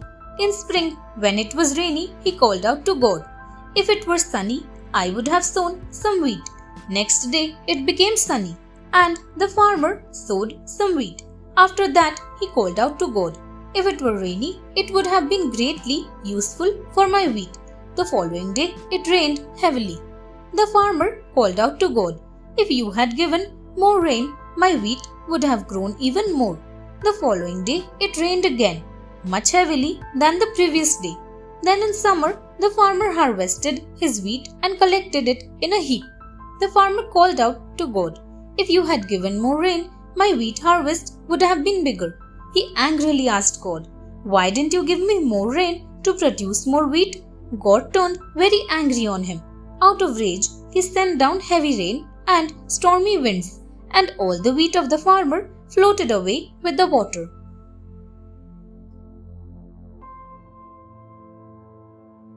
The Prince and the Princess, Lebanon. A long time ago, there was a prince who was very brave and a great knight. There was a princess too, who was very beautiful and kind. They loved each other and lived happily in a big castle. One day, a witch went to the castle and said to them, "I hate you both, as I hate to love. I am going to kill you." "No, I will kill you," the prince replied bravely. Then the prince tried to kill the witch, but he was not able to do anything because he was changed into a fox.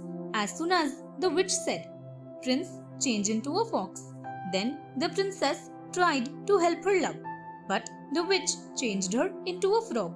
After that, the witch took them to a prison in a tower. After a few days, someone sent a dragon to help the prisoners. The dragon went to the witch and blew some fire from his mouth and burnt her. After the witch was killed by the dragon, the prince and the princess returned to their natural selves and lived happily together for the rest of their life.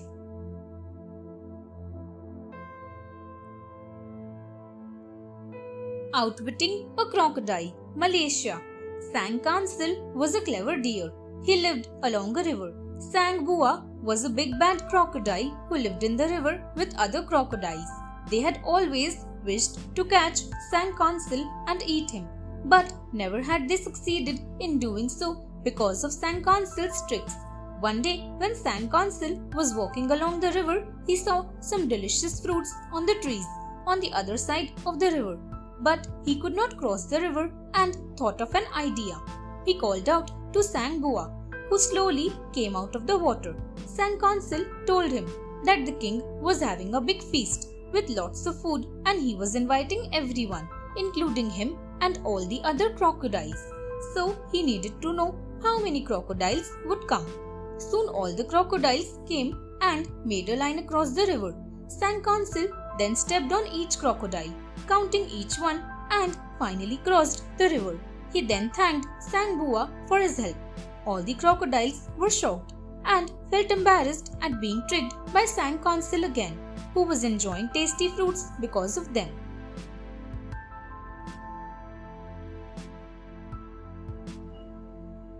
Endless Love, Korea. Once there was a couple, Soo-il and Soon-ae, who loved each other so much. But Soon-ae's rich father never allowed her to marry poor Soo-il. According to his own will, he forcefully married her to Jung-bae. But she was unhappy because her husband hung out with friends and seldom came home. One day, Soon-ae saw Soo-il standing at her window. She jumped down from her room, which was on the second floor, and fainted. When she opened her eyes, she was surrounded by her family. She discovered that she could not move at all and was upset. Her father would not let Soo-il see Soon-ae. So they secretly moved to a town where none could find them. There, Soon-ae slowly recovered. One day, Soo-il went to pluck a rose on the edge of a cliff, but he slid and fell over the cliff. When Soon-ae heard this, she went to the cliff, but could only find a strange flower. After a week, she too died of grief and was buried near the place where the flower was found. After a while, another flower appeared in the same place as the first one.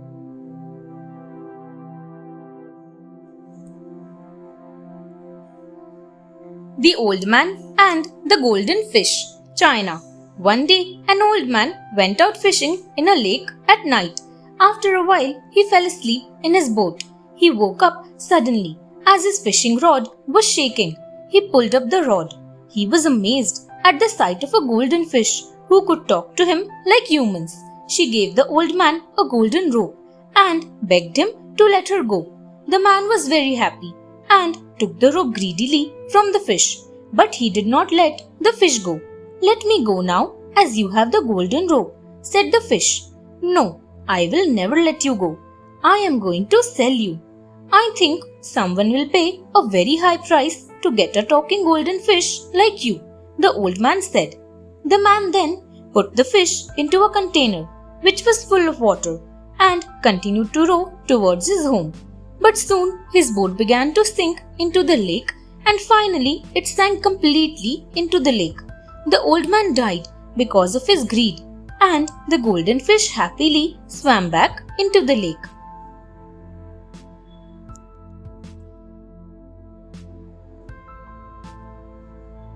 Finbo, Sri Lanka.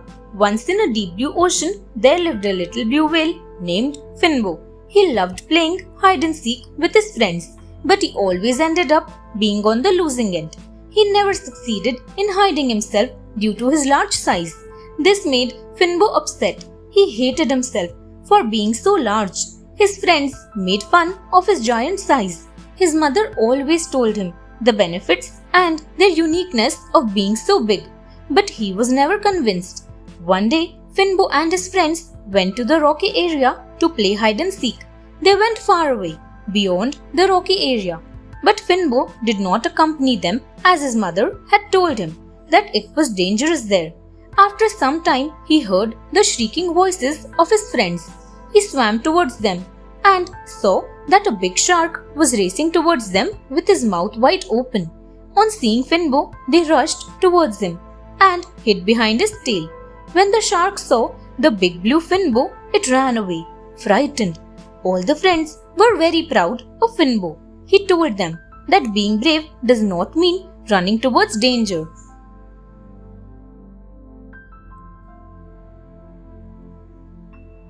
The Frog Skin, Georgia. Once there were 3 brothers who decided to take their wives from the place where their arrows would fall after being shot from their bows. They shot their arrows. The arrows of the 2 elder brothers fell on noblemen's houses, so they led home their noble wives. The youngest brother's arrow fell into a lake, so he married a frog that was croaking. But his brothers did not like this and threw him out of the house with his frog. He started living in a small cottage where the frog took off the frog skin and turned into a beautiful maiden. The boy seized the frog skin and burnt it. Soon the news spread to the whole countryside that the man possessed a lovely woman who had come to him from heaven. When the lord of the country heard of this, he threatened the boy that he would be killed if he did not give him his wife. The boy sought the help of the lord's mother in heaven, who gave him a casket. The boy took the casket to the lord. The lord opened the casket and there came forth fire, which swallowed him up.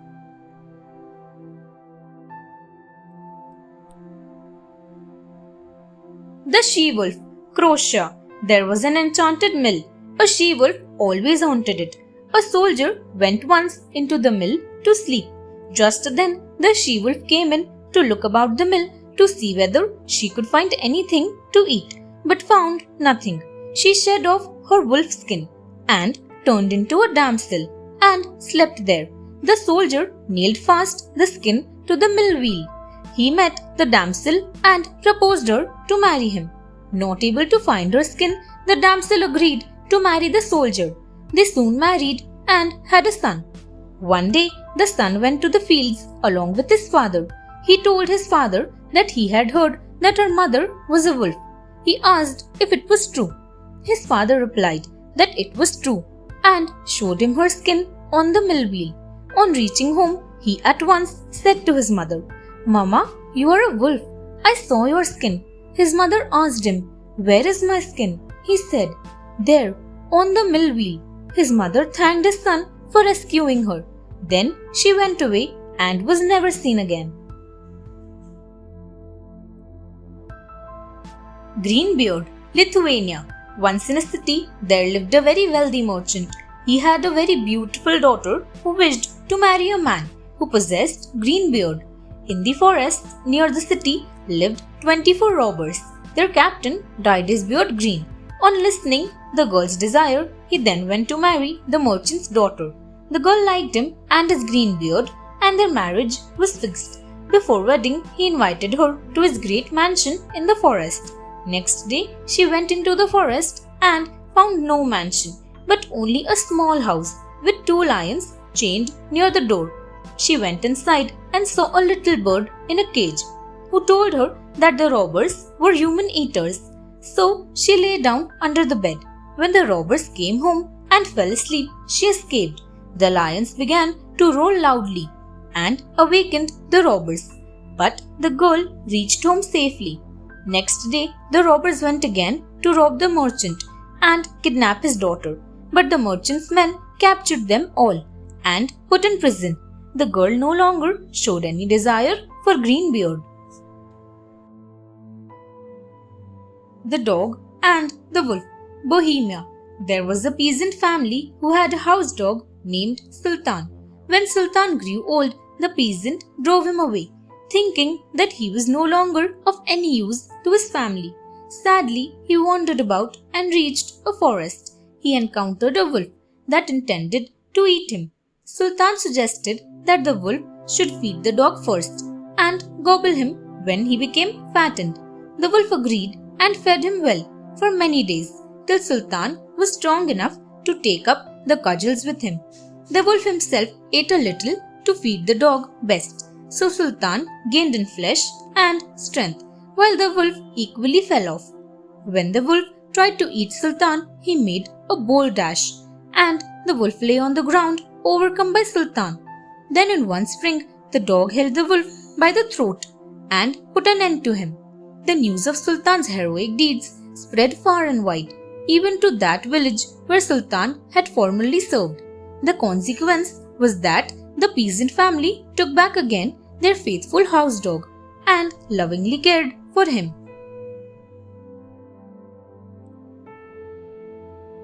The Sagacious Monkey and the Boar, Japan.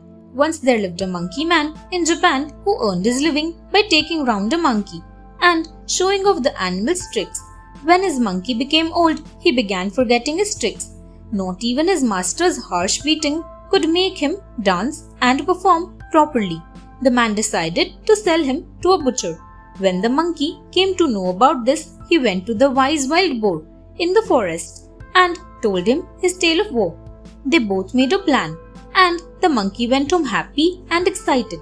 Next morning, the master's wife began her household work and placed her child near the porch. Suddenly, the boar took her child in its clutch and disappeared through the gate.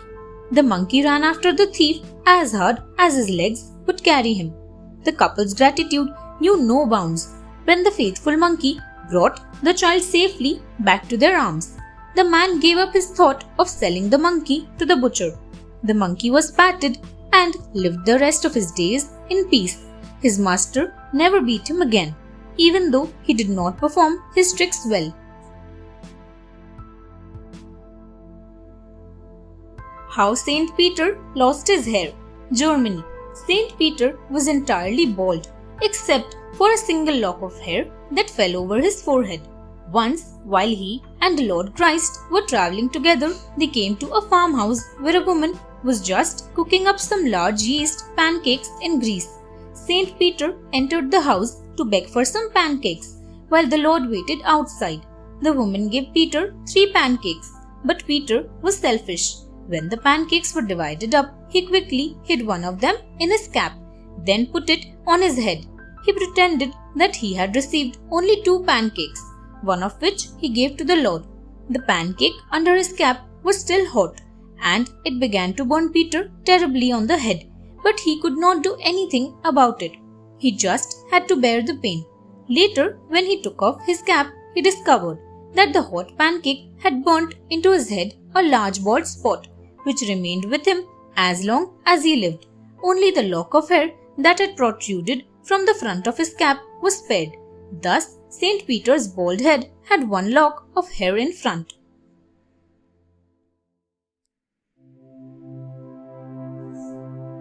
The Devil as Partner, Switzerland. Once a journeyman stayed in an inn for many days.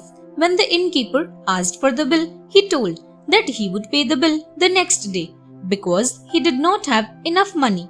After a while, a black devil appeared before the journeyman and asked him to stay in the inn for 7 years. He promised to keep him out of debt and provide all that he wanted, but asked him not to wash himself, nor to comb or cut his hair or nails. The journeyman agreed. The journeyman stayed at the inn for many years, paying all his bills, but he had become wild in appearance because of his dirty body, long and dirty hair and nails. One day, a merchant friend of the innkeeper badly miscalculated in a business deal and could not get out of the difficulty.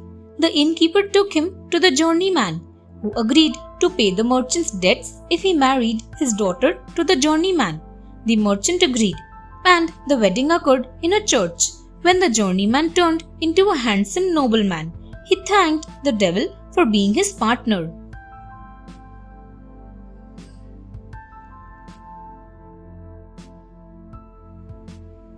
A friend in need is a friend indeed. England. Once upon a time, there lived a lion in a forest. One day, after a heavy meal, it was sleeping under a tree. After some time, there came a mouse, and it started to play and jump on the lion.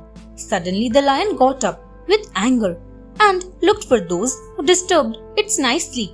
Then, the lion saw a small mouse standing, trembling with fear. The lion jumped on it and caught it in its paw. It started to kill the mouse. The mouse suddenly started requesting the lion to forgive it. The lion felt pity and left the mouse. The mouse ran away in its home near the tree. One day, the lion was caught in a net by a hunter. The hunter left the lion in the net, thinking he would take it the next day. The little mouse was watching the whole incident. The mouse came quietly after the hunter had left and cut the net. Thus, the lion escaped. Thereafter, the mouse and the lion became friends. They lived happily in the forest afterwards.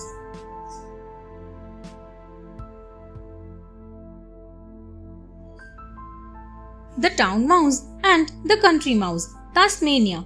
A town mouse and a country mouse were friends.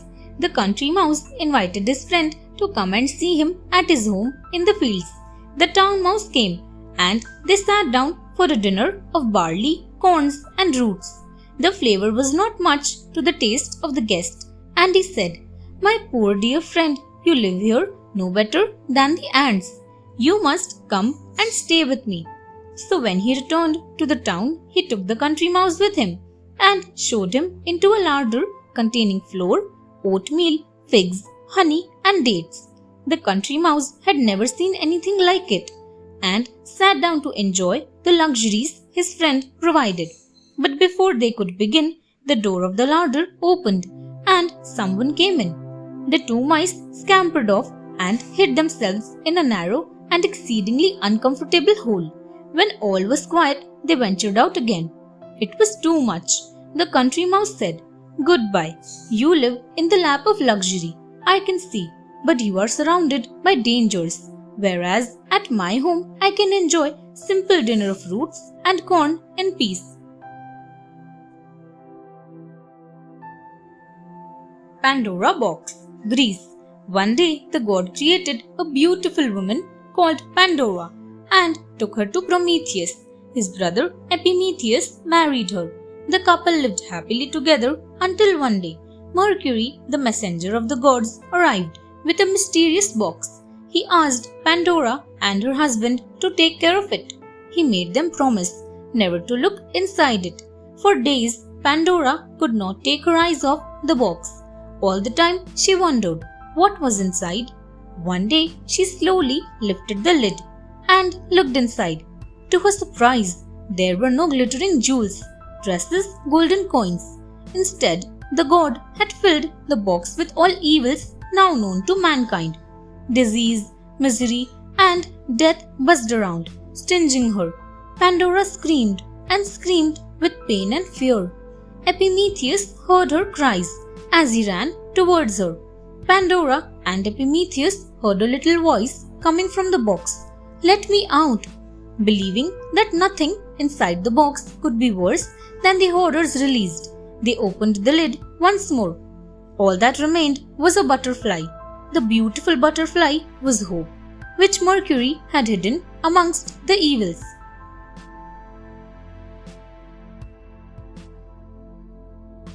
The Gala and Ula the lizard. Australia. Ula the lizard was tired of lying in the sun doing nothing. He took his boomerangs out and began to practice throwing them. While he was doing so, a Gala came up and stood near, watching the boomerangs come flying back. Ula was proud of having the Gala to watch his skill. The boomerang hit the Gala on top of her head, taking both feathers and skin clean off. Ula was frightened when blood started coming out of the Gala's head. He glided away to hide under a bandia bush. The Gala followed Ula. She caught him and made a hole in his skin. Then she rubbed his skin with her own bleeding head. "Now then, she said, "You Ula shall carry Bindiyas on you, always, and the stain of my blood. And you," said Ula, as he hissed with pain from the tingling of the prickles, "shall be a bald-headed bird, as long as I am a red, prickly lizard." So to this day, underneath the Gala's crest, you can always find a bald patch, which the Bubara of Ula first made. And in the country of the Galas are the lizards, colored reddish-brown and covered with spikes like Bindiya prickles.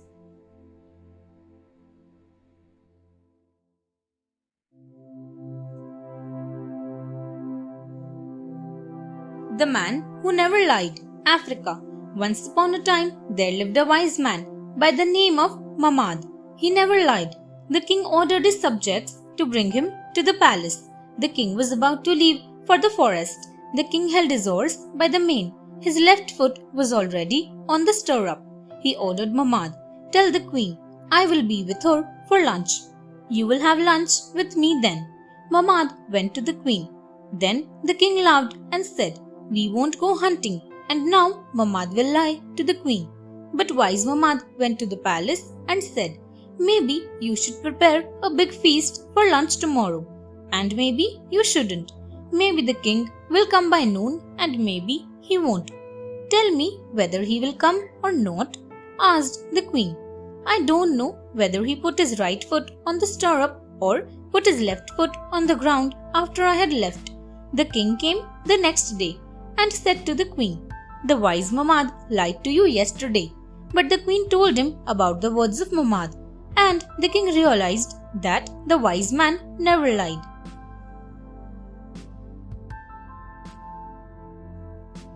The Boy Who Cried Wolf, Britain. A shepherd boy lived in a small village. He watched a flock of sheep near a village. He used to call out the villagers 3 or 4 times by saying out, "Wolf, wolf," and when his neighbors came to help him, he always used to laugh at them for their pain and foolishness, and it had become a joke in the village. But one day, as fate had it, the wolf truly came. The shepherd boy, now really alarmed, shouted in an agony of terror, "Please do come and help me. The wolf is killing the sheep." But none paid any heed to his cries, nor rendered any assistance. The wolf, having no cause of fear, at his leisure, destroyed the whole flock. The boy kept shouting for help, but everyone thought this time also he was lying. The boy had paid for being dishonest and troubling everyone with his pranks. There is no one believing a liar, even when he speaks the truth. We should never befool people. We cannot befool them all the time. The Fairy and the Old Woman, North America. Once upon a time, there was a good old woman who lived in a little house. She had in her garden a bed of beautiful striped tulips. One night, the old woman looked closely, and she saw, standing by each tulip, a little fairy mother who was crooning and rocking the flower like a cradle, while in each tulip cup lay a little fairy baby, laughing and playing. The good old woman stole quietly back to her house, and from that time on, she never picked a tulip nor allowed her neighbors to touch the flowers. The tulips grew daily brighter in color and larger in size, and gave out delicious perfume like that of roses. They began to bloom all the year round too. The day came when the good old woman died, and the tulip bed was torn up by folks. Parsley was planted there instead of the flowers, but parsley along with all the other plants in the garden, and from that time nothing would grow there. But the good old woman's grave grew beautiful, for the fairies sang above it and kept it green.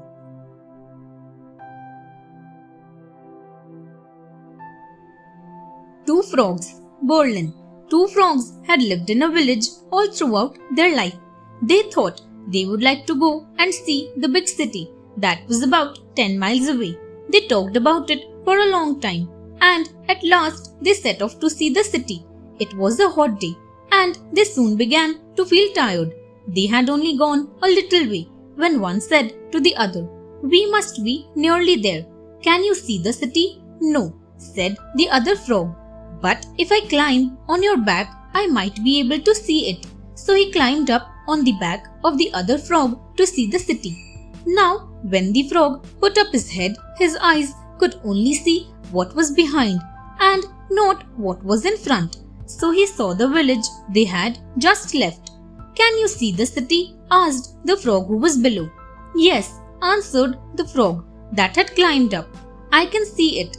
It looks just like our village."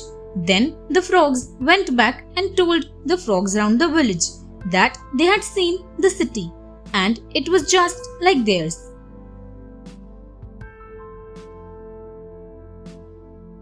The crocodile, Russia. There was once a baby crocodile. He had a beautiful shiny tail and all the other crocodiles were horrible to him because they were jealous of him.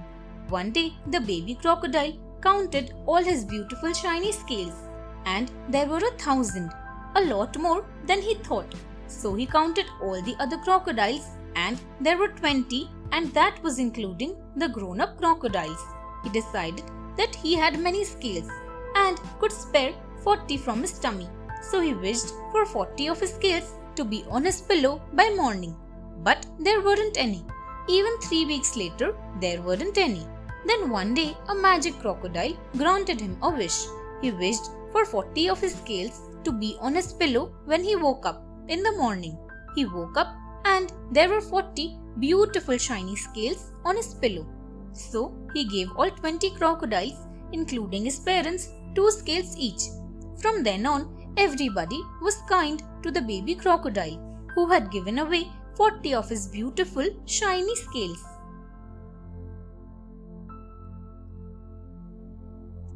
A hard decision. Siberia. There was a Siberian husky. Her name was Siberia. She had 2 friends. One was a Chihuahua. Her name was Chi-Chi. Her other friend was a golden retriever. Her name was Goldie. She had fun with her friends. One day, Siberia and Goldie were going for a walk. Chi-Chi came by. She saw them walking together. Chi-Chi didn't like that. Chi-Chi pushed Goldie in the bush. Siberia barked, "Stop!" Goldie liked Chi-Chi as a friend, but Chi-Chi didn't. Goldie was injured in the bush. Siberia asked, "Why did you push Goldie?" Chi-Chi said, "I don't like Goldie. She is mean to me, so I don't want you to hang out with her." Siberia invited them over to her house, but they wouldn't know that the other person was coming. Siberia invited them to dinner. One came from the back door and the other from the front. Siberia sat them down. Chi-Chi said, "What is Goldie doing here?" "I invited you both over," said Siberia. They kept on fighting and fighting. Siberia was surprised that they got along with each other in due course. So they went on lots of trips together and never fought again. They were friends forever.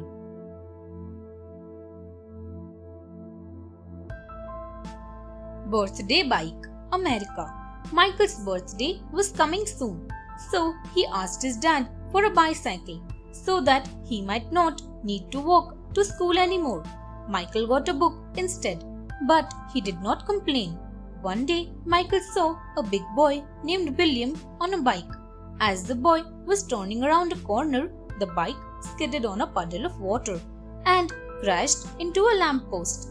The boy was a prefect in Michael's school. William seemed to have broken his leg. Michael picked William's bike up. It was not damaged. He took him to the nearby hospital. After school, Michael quickly rode the bicycle to William's house with a book and a jigsaw puzzle for William. William was not too seriously hurt. He was discharged after his leg was put in a cast. To Michael's surprise, William was getting a new bike on his birthday in 2 months' time, and Michael could have William's old bike.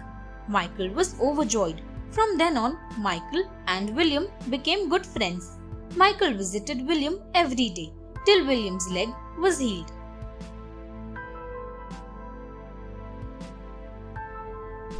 The Blind Boy, Britain. Early morning, many people were busy rushing to their office on time. A blind boy sat on the steps of a building with a hat by his feet. He held up a sign which said, "I am blind, please help." There were only a few coins in the hat. A man was walking by the boy. He took a few coins from his pocket and dropped into the hat. He then took the sign, turned it around and wrote some words. He put the sign back so that everyone who walked by might see the new words. So the hat began to fill up. A lot more people were giving money to the blind boy. That afternoon, the man who had changed the sign came to see how things were. The boy recognized his footsteps and asked, "Were you the one who changed my sign this morning? What did you write?" The man said, "I only wrote the truth. I said what you said, but in a different way." What he had written was, "Today is a beautiful day and I cannot see it."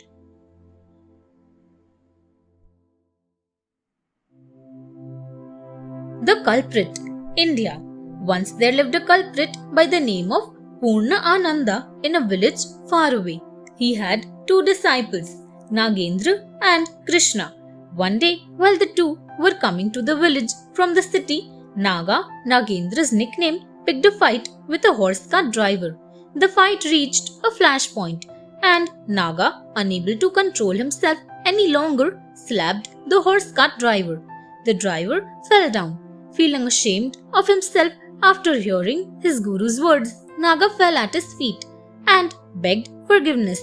But Krishna was watching all this with glee. "Naga was a big bully.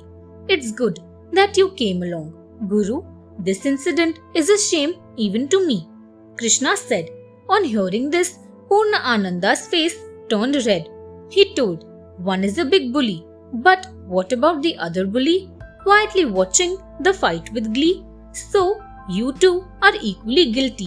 Krishna hung his head in shame.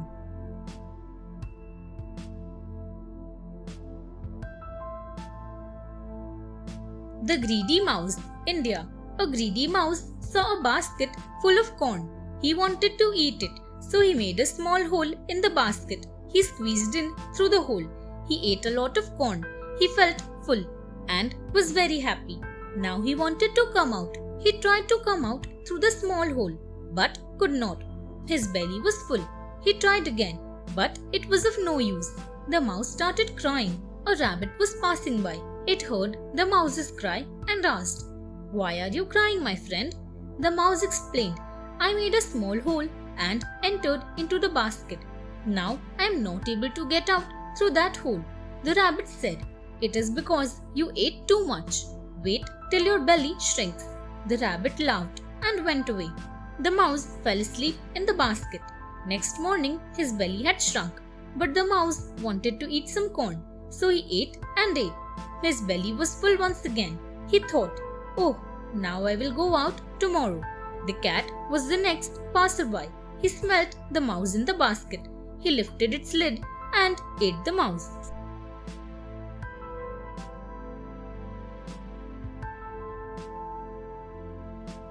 Suchimukha and the Monkey, India. A gang of monkeys made their home in a mountain slope. When winter came, it brought not only severe cold but also heavy rains. Unable to stand the cold, the monkeys collected red berries growing in the mountain slope. They gathered around the berries and began blowing air at them, thinking they were embers. Watching their vain effort in amusement, Suchimukha, a bird, told them, "You fool, they are not embers, but red berries. Why do you waste your energy on them? This will not save you from cold. Go and look for a shelter in a cave or a place free from wind. The clouds are thick and there will be no immediate relief from rain." An old member of the monkey gang angrily told the bird, "Why do you poke your nose in our affairs? Go away." Disregarding the old monkey's anger and not giving room to any other monkey to talk, Suchimukha went on repeating his advice to them to seek shelter elsewhere. Tired with the bird's unwanted advice, one of the monkeys sprang at the bird and bashed him against a rock till he was dead.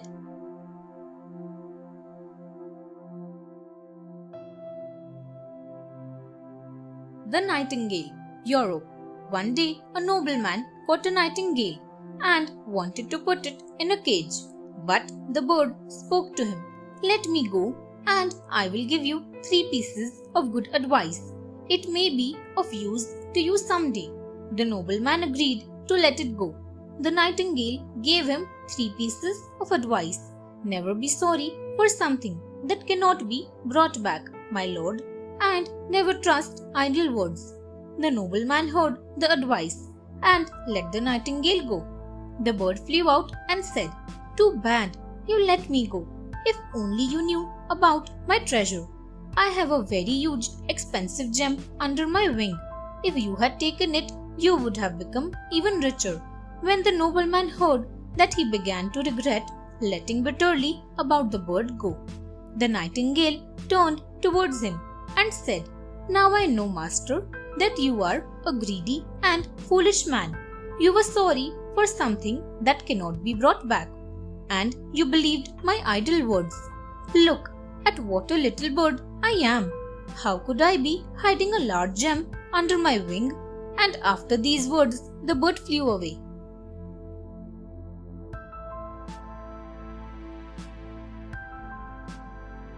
From white to black, Japan. In those days, when the world was new and young, the crow used to be of white color with stylish feathers curled at ends. Once he went to an owl who was dexterously known for his art of painting and urged the owl to color him with a very fine and unique color. The owl led his customer into the drawing room and put him into a pot of indigo. When the crow was taken out, the ends of his feathers had straightened out, and he was glossy black. The crow was furious. The owl reminded him that he had asked to be dyed in a unique color, but the crow refused to listen and gave the owl a vicious peck. The owl abandoned his business and fled. Since that day, the owl was habituated to escape from his infuriated friends and began to come out only at night to avoid the wrath of his dissatisfied customer.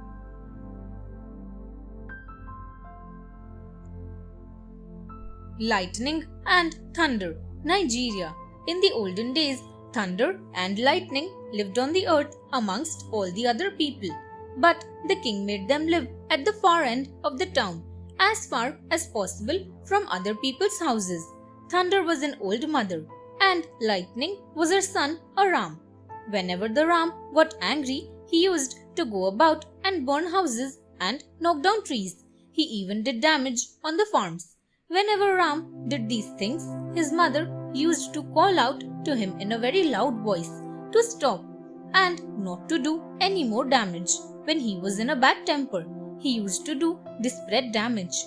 At last, the people could not stand it any longer and complained to the king.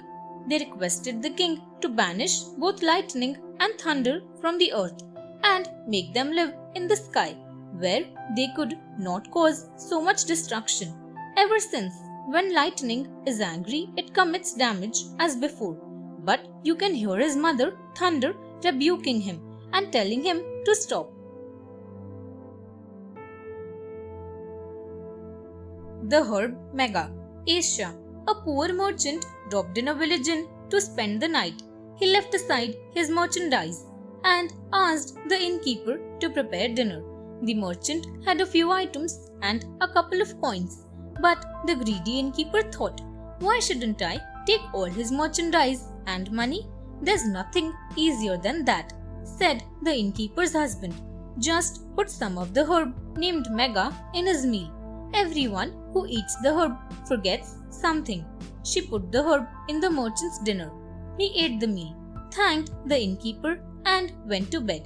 The merchant left the inn early the following morning. When the innkeeper woke up, she went to the merchant's room immediately. But the room was empty. She started to scream at her husband. "What foolishness have you told me about this herb?" The merchant forgot nothing. "Then he must have forgotten something else," said the husband. The innkeeper started thinking, what could have the merchant forgotten? Suddenly, she slapped herself on the forehead and said, "He forgot to pay, you old fool."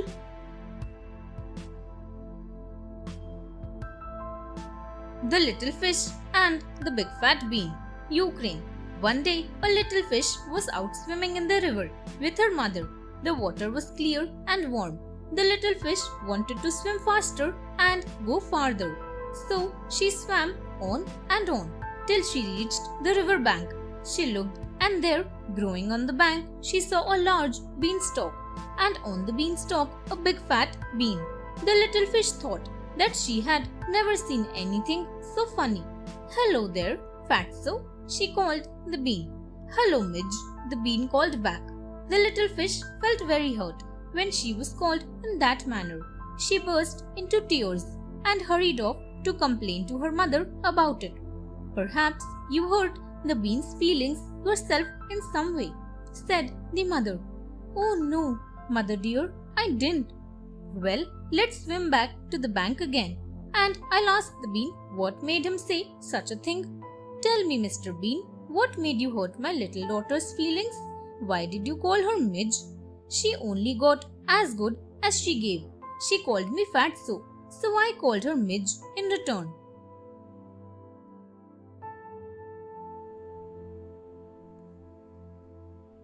The Prince, France. Once there was a king who did justice to all his subjects. The king had a son who got good education of arts and science. Everyone asked the prince something. He promised this and that, and then he forgot his promises the next day. For this reason, it was not surprising that even his friends did not attach much importance to his words. One day, the prince and his friends were playing on the bank of a river. They jumped on a rocky promontory in fresh waves. The previous day, there had been a lot of rain, and the river was in spate. The current was very dangerous. This did not prevent the prince away from the bank because he wanted to prove his fearlessness. But the current was too strong. He dived into the water. He called aloud for help. But his friends did not acknowledge the point of danger. Maybe they thought he would laugh at them. None ever saw him again. The Blue Smurf, Belgium. John liked to take care of his garden and clean the statues of elves and smurfs. He saw something strange one day. The ceramic figure of the Blue Smurf was outside beside the other statues. He ran to the wood house to check it. When he came in, he saw that the Smurf that he had seen before was not there anymore. He was really surprised and thought that maybe somebody was tricking him. John wanted to discover. "Don't be afraid, John. All the Blue Smurfs are alive, but we just move and talk when nobody is watching. I did not want to be at the wood house, so I came here to be with my family. Can I be here?" asked the Blue Smurf. John thought he was dreaming, and all the Smurfs started moving. It was real. "Sorry, Blue Smurf, I did not want to separate you from your family. Of course, you can stay at the garden," said John, excited. That is how John discovered the secret of his garden. The Blue Smurfs were alive, and they were taking care of his garden. The Proud Red Rose, Pakistan. One beautiful spring day, a red rose blossomed in a forest. Many kinds of trees and plants grew there. As the rose looked around, a pine tree nearby said, "What a beautiful flower! I wish I would be that lovely." Another tree said, "Dear pine, do not be sad. We cannot have everything." The rose turned its head and remarked, "It seems that I am the most beautiful plant in this forest." A sunflower raised its yellow head and asked, "Why do you say that? In this forest, there are many beautiful plants. You are just one of them." The red rose replied, "I see everyone looking at me and admiring me." Then the rose looked at a cactus and said, "Look at that ugly plant full of thorns." The pine tree said, "Red Rose, what kind of talk is this? Who can say what beauty is? You have thorns too." The proud red rose looked angrily at the pine and said, "I thought you had good taste. You do not know what beauty is at all. You cannot compare my thorns to those of the cactus."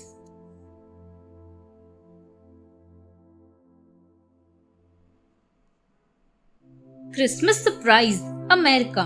It was 2 days before Christmas.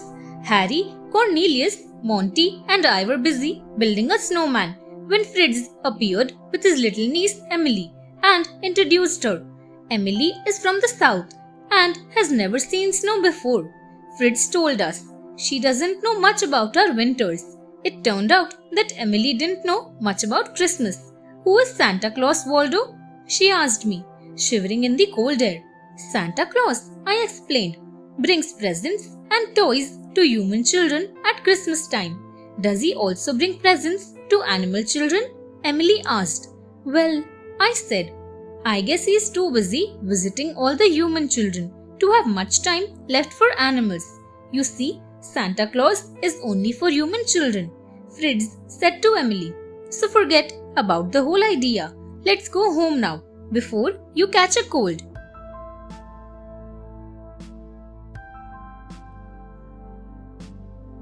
True wealth, Baghdad. Once upon a time, there lived a very rich and wealthy man in a big town. He always boasted his luxurious life to his friends and relatives. The rich man wanted to show off how rich he was. He planned for a day's visit to the entire town to show his son the life of poor people. They returned home after 2 days. The rich man asked his son, Have you enjoyed it? So what did you learn from the trip? Father asked. Finally, you have realized how the poor suffer and how they actually are. No, father, replied the son. He added, We have only 2 dogs and they have 10 dogs. We have a big pool in our garden, but they have a massive bay without any ends. We have a house in a small piece of land, but they have abundant fields that go beyond the sight. We are protected by huge and strong walls, but they bond with one another and surround themselves. We buy foods from them, but they are so rich to cultivate their own food. The rich father was stunned to hear his son's words, and he was completely speechless.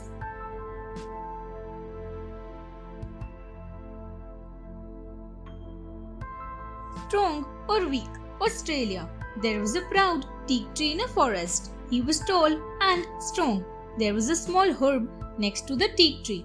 The teak tree said, I am very handsome and strong. No one can defeat me. Hearing this, the herb replied, Dear friend, too much pride is harmful. Even the strong will fall one day. The teak ignored the herb's words. He continued to praise himself. A strong wind blew. The teak stood firmly. Even when it rained, the teak stood strong by spreading its leaves. At the same time, the herb bowed low. The teak made fun of the herb. One day, there was a storm in the forest. The herb bowed low. As usual, the teak did not want to bow. The storm kept growing stronger. The teak could no longer bear it. He felt his strength giving way and fell down. This was the end of the proud tree. When everything was calm, the herb stood straight. He looked around. He saw the proud teak had fallen. We should never underestimate others and make fun of them.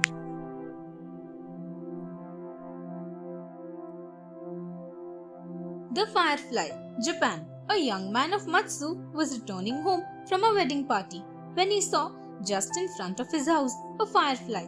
He paused for a moment and was surprised to see such an insect on a cold winter's night with snow on the ground. While he stood and meditated, the firefly flew towards him. The young man struck at it with his stick, but the insect flew away and entered the garden adjoining his own. Next day, he called at his neighbor's house and was about to relate the experience of the previous night when the eldest daughter of the family entered the room and exclaimed, I had no idea you were here, and yet a moment ago you were in my mind. Last night I dreamt that I became a firefly. It was all very real and very beautiful, and while I was darting hither and thither, I saw you and flew towards you, intending to tell you that I had learned to fly. But you thrust me aside with your stick, and the incident still frightens me.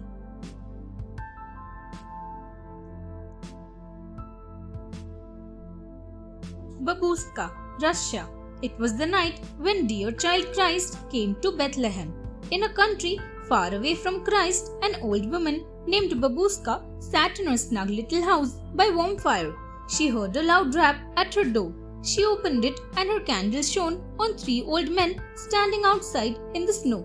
"We have travelled far, Babushka," they said. "We stopped to tell you of the baby prince born in Bethlehem. He comes to rule the world and teach all men to be loving and true. We carry his gifts. Come with us, Babushka. It is too late for me to go with you, good sirs," she said. "The weather is too cold." She went inside again and shut the door. The old men journeyed on to Bethlehem without her. So when it was morning, Babushka put on her long cloak and took her stuff. She filled her basket with the pretty things a baby would like and set out to find child Christ. But none could tell her the way. She travelled for years, but she never found the little child Christ. They say that old Babushka is travelling still, looking for him.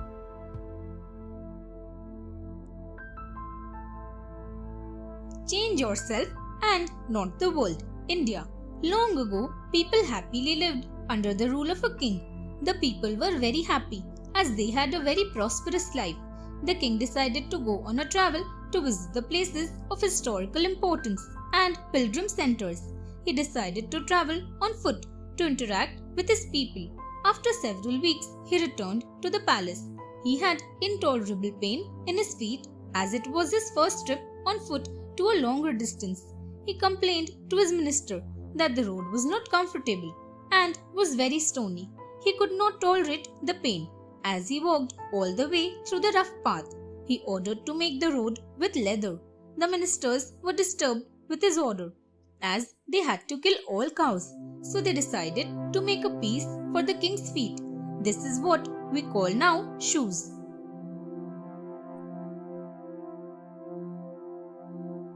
The sack, the Middle East. Once upon a time in the Middle East, there lived a man named Mullah. He was always happy and gay. He wanted to see everyone happy.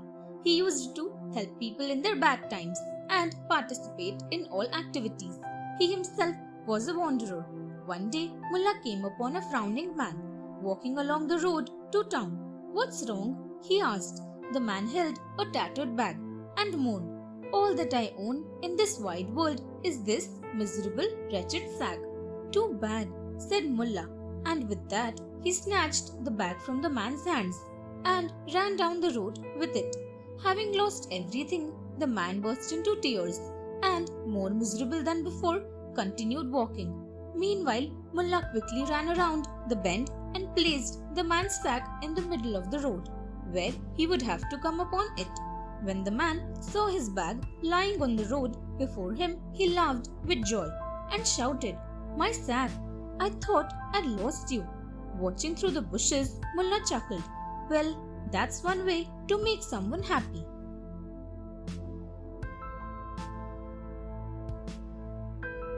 The Purse of Gold, a Jewish folk tale. A beggar found a leather purse that someone had dropped in the marketplace. Opening it, he discovered that it contained 100 pieces of gold. Then he heard a merchant shout, "A reward! A reward to the one who finds my leather purse." Being an honest man, the beggar came forward and handed the purse to the merchant, saying, "Here is your purse. May I have the reward now?" "Reward?" scoffed the merchant, greedily counting his gold. "Why? The purse I dropped had 200 pieces of gold in it. You have already stolen more than the reward. Go away, or I'll tell the police." "I'm an honest man," said the beggar defiantly. "Let us take this matter to the court." In the court, the judge patiently listened to both sides of the story and said, "I believe you both. Justice is possible. Merchant, you stated that the purse you lost contained 200 pieces of gold. Well, that's a considerable cost. But the purse this beggar found had only 100 pieces of gold. Therefore, it couldn't be the one you lost." And with that, the judge gave the purse and all the gold to the beggar.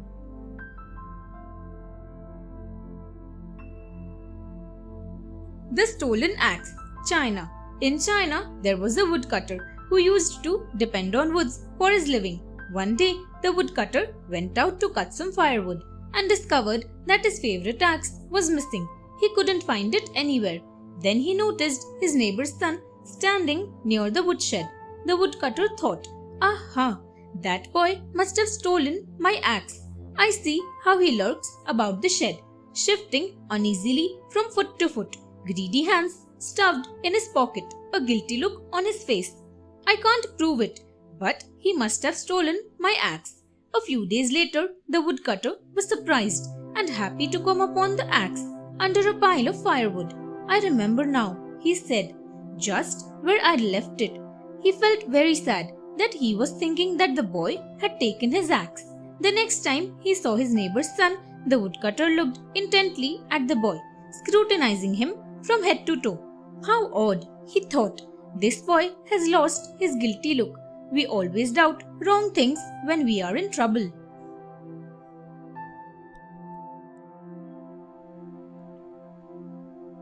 The gift for the youngest child, West Africa. Once in a town of Africa, a great warrior did not return from the hunt.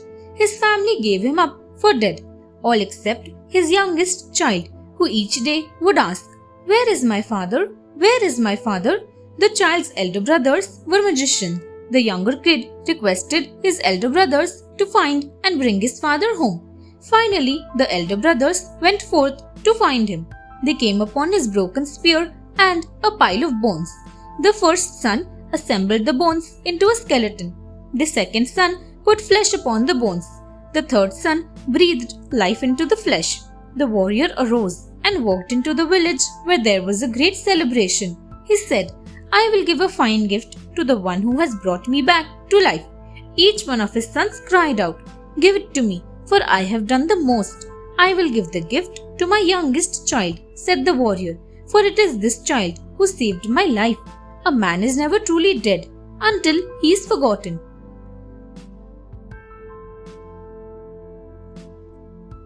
The Lion and the Rabbit, India. There was a lion that used to kill all animals in a forest. The animals of the forest made a bargain with a ferocious lion that killed for pleasure. It was agreed that one animal each day would willingly come to the ferocious lion's den to be his supper, and in turn the lion would never hunt again. The first to go to the lion's den was a timid rabbit who went slowly. "Why are you late?" the lion roared. When the rabbit arrived, "I am late because of the other lion," said the rabbit, "in my jungle. Take me to the other lion." The rabbit led the lion to a deep well and told him to look in. The lion saw his own reflection in the water and roared. The sound of his roar bounced right back at him as an echo. "I alone am king of this jungle," he roared again. His echo answered him, "I alone am king of this jungle." With that, the lion became so enraged that he charged into the deep well. With a great splash, the lion attacked his own reflection and was never heard again.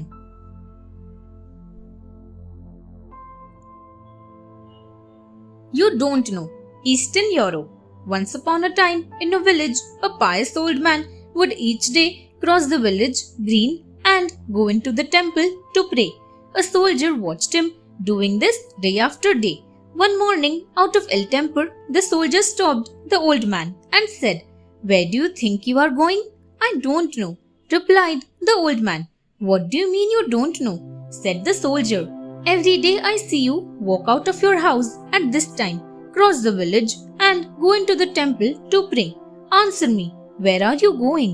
Again, the old man replied, "I don't know." With that, the soldier grabbed him by the scruff of the neck, took him to the jail and pushed him into a cell. Just as the soldier was turning the key, the old man looked at the jail and said, "See, you don't know." The soldier looked intently at the old man. He felt very sorry for his behavior and took the old man to the temple. It was the first time the soldier was going inside the temple.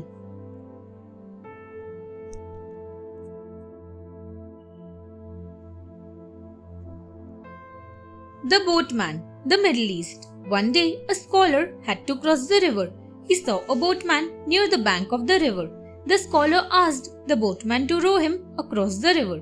The journey was long and slow. The scholar was bored, so he started his conversation with the boatman. "Boatman," he called out, "let's have a conversation." Suggesting a topic of special interest to himself, he asked, "Have you ever studied phonetics or grammar?" No, said the boatman. I have no use for those tools. Too bad, said the scholar. You've wasted half of your life. It's useful to know the rules. Later, as the rickety boat crashed into a rock in the middle of the river, the boatman turned to the scholar and said, Pardon my humble mind, that to you must seem dim. But wise men tell me, if you ever learned to swim? No, said the scholar. I've never learnt. I've immersed myself in thinking. In that case, said the boatman, you've wasted all your life. Alas, the boat is sinking. The boatman hurriedly swam across the river and saved himself.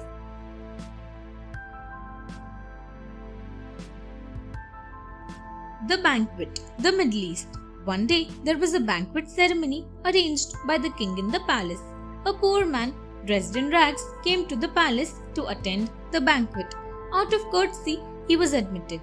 But because of his tattered clothing, he was seated at the very end of the banquet table.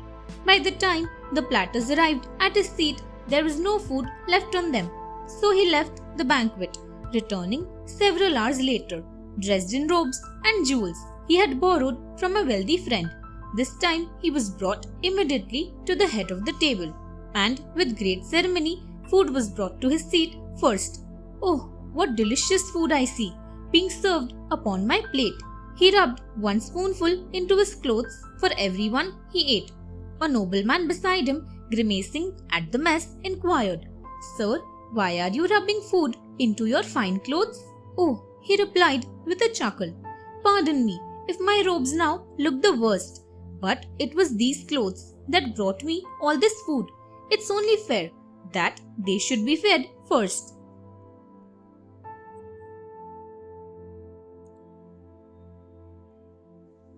Fate, a Hebrew folktale. One day, King Solomon's servant came breathlessly into the court. Please let me borrow your fastest horse, he said to the king. I must be in a town 10 miles south of here by nightfall. King was perplexed what the reason was. Why? Asked King Solomon. Because, said his shuddering servant, I just met Death in the garden. Death looked at me in the face. I know for certain I am to be taken, and I don't want to be around when Death comes to claim me. I want to go away from Death. Very well, said King Solomon. My fastest horse has hooves like wings. Take him. Then Solomon walked into the garden. He saw Death sitting there with a perplexed look on its face. What's wrong? Asked King Solomon. Death replied, Tonight I am supposed to claim the life of your servant, whom I just saw in your garden. But I am supposed to claim him in a town 10 miles south of here. Unless he had a horse with hooves like wings, I don't see how he could get there by nightfall.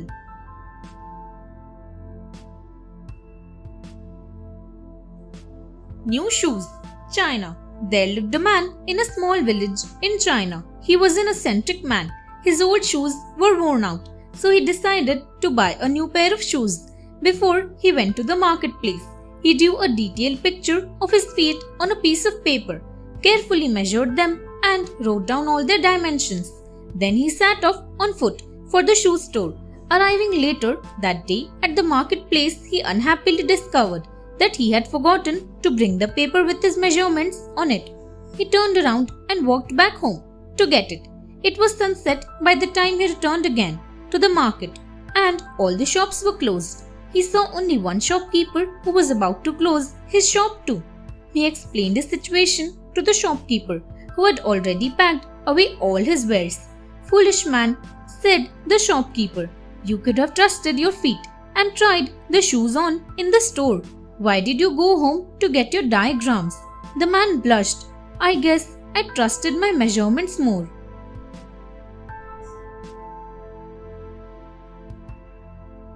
The Golden Touch. Greece. Once there was a king named Midas who did a good deed for a satyr and was granted a wish by the god of wine, Dionysus.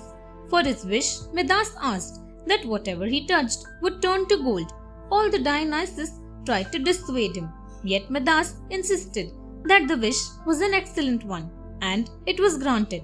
Excitedly, Midas went about touching all sorts of things, turning them into gold. Soon Midas became hungry. He held a morsel of food in his hand, but couldn't eat it, for it had turned to gold in his hand. "I'll starve," moaned Midas. Perhaps this was not such a good wish after all, he thought, and remained hungry. Midas's beloved daughter, seeing his dismay, threw her arms about him to comfort him, and she too turned to gold. "The golden touch is no blessing," cried Midas. He went to the river and wept. The sand of that river turned as yellow as fool's gold, for it was there. They say that King Midas washed away the curse of the golden touch with his own tears.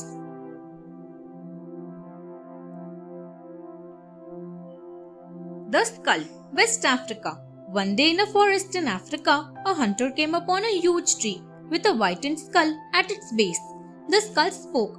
"Beyond a certain hill is a field of calabashes.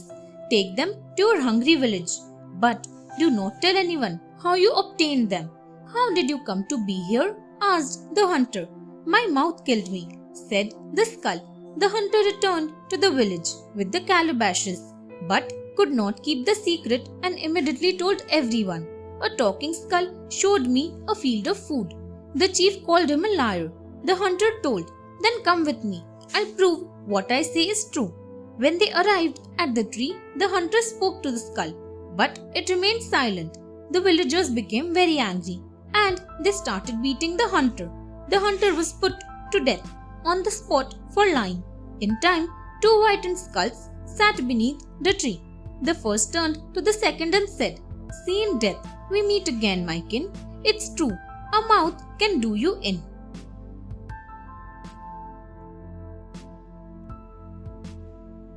The Fighting Rooster, a Taoist tale.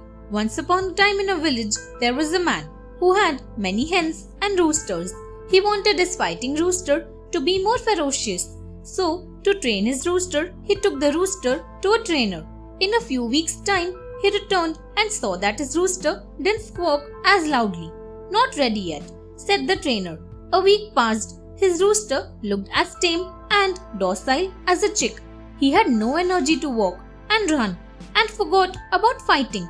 "You have ruined my fine fighting bird," screamed the man at the trainer. He was so angry that he wanted to kill the trainer. "Not at all," the trainer replied. "See how calm and secure he is, how serenely strong he stands today. The other fighting birds take one look at him, and they all run away. He had become a weak fellow who could die any time soon."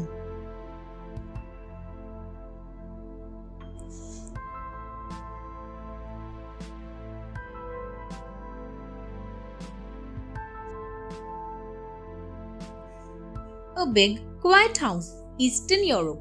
Once there was an old man who wished his small, noisy house would be larger and quieter. He went to a wise old woman of the town and explained his need. She said, "I can solve your problem. Just do as I say." The man agreed to do as she said. "If you have a chicken, a sheep, a horse, and a cow," she said, "bring them into the house with you."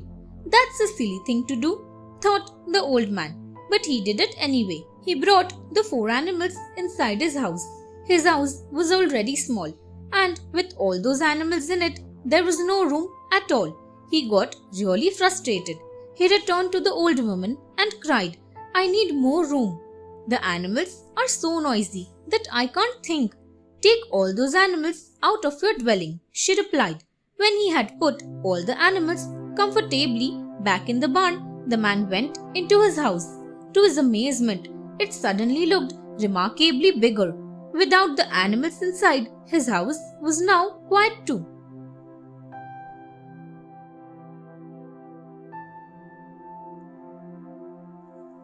The Talkative Turtle, India. There lived a talkative turtle in a forest. The turtle overheard 2 hunters say that they were planning to catch turtles that very next day. When the hunters left, the turtle asked 2 cranes to help him escape. "Beautiful white birds," he said, "if you hold a long stick between your beaks, I'll close my mouth tightly in the middle of it, and then you can fly up and carry me to safety." "Good idea," said the cranes, "but for the plan to succeed, you will have to keep your mouth closed tightly on the stick, and you must not say a word. The turtle agreed, and biting on the middle of a stick held in the beaks of the two birds, off he was carried. When the birds were high in the air with the turtle dangling down from the stick, some people on the ground looked up at the strange sight in the sky and said, "What clever birds! They figured out how to carry a turtle."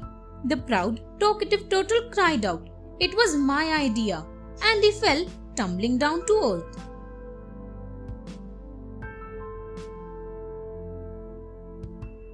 Anansi goes fishing, West Africa. Foolish Anansi thought he could trick a fisherman into doing his work for him. "Let's go fishing," he suggested. "Very well," said the fisherman, who was clever and quite wise to Anansi's tricks. "I'll make the nets and you can get tired for me." "Wait," said Anansi, "I'll make the nets and you can get tired for me." Anansi made nets as his friend pretended to be tired. They caught 4 fishes. The fisherman said, "Anansi, you take this. I'll take tomorrow's catch. It might be bigger." Greedily imagining the next day's catch, Anansi said, "No, you take these and I'll take tomorrow's fish."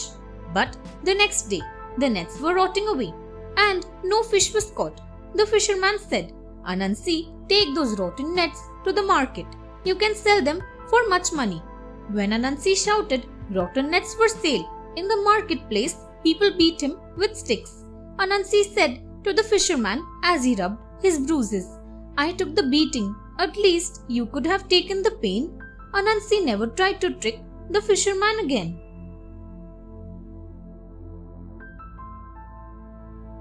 Why turtles live in water, West Africa. It is said that turtles used to live on land until the time a clever turtle was caught by some hunters.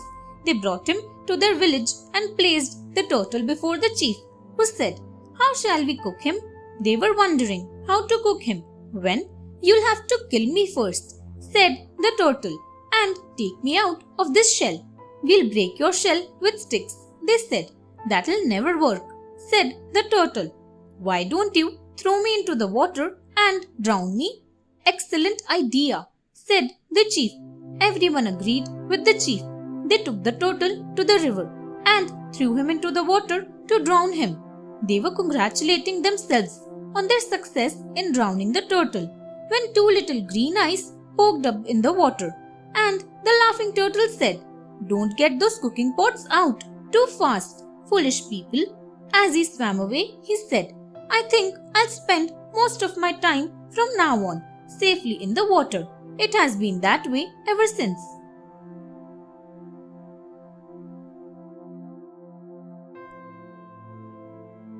One good meal deserves another, West Africa. Anansi the spider hated to share. When Turtle came to his house at meal time, he said, "I can't give you food until you've washed your dusty feet." Turtle licked his lips when he saw the big plate of steaming food, but politely walked to the stream to wash his feet. When he returned, the plate was empty. "Good meal," Anansi said, patting his full stomach. The turtle was going home hungry, but before he left, he offered Anansi to come and eat dinner at his place. "One good meal deserves another," said Turtle. "Come to my house for dinner." Turtle fixed a fine dinner at the bottom of the river. "Come down and eat," he said. Anansi filled his jacket pockets with stones so that he might be weighed down enough to stay at the river's bottom and eat. "It's impolite to wear a jacket to dinner," Turtle said. "Take it off." But when greedy Anansi took off his jacket, he floated back up to the surface of the water and hungrily watched Turtle eat his fill. Turtle had taken his revenge.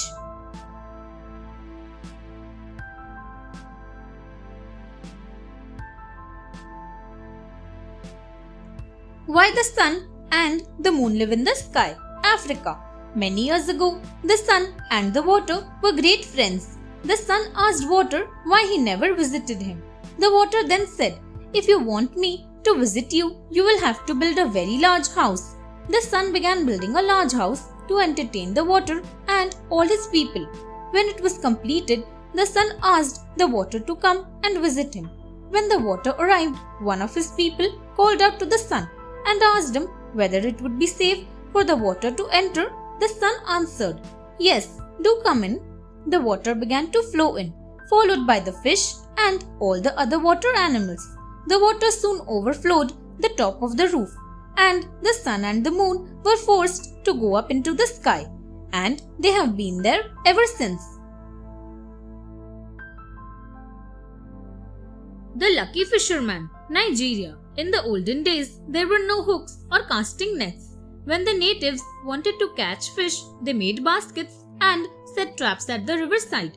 One man named Akonobo, who was very poor, made baskets. In the night, a big fish used to smell the palm nuts and go into the trap, and in the morning, Akonobo would go and take the fish out.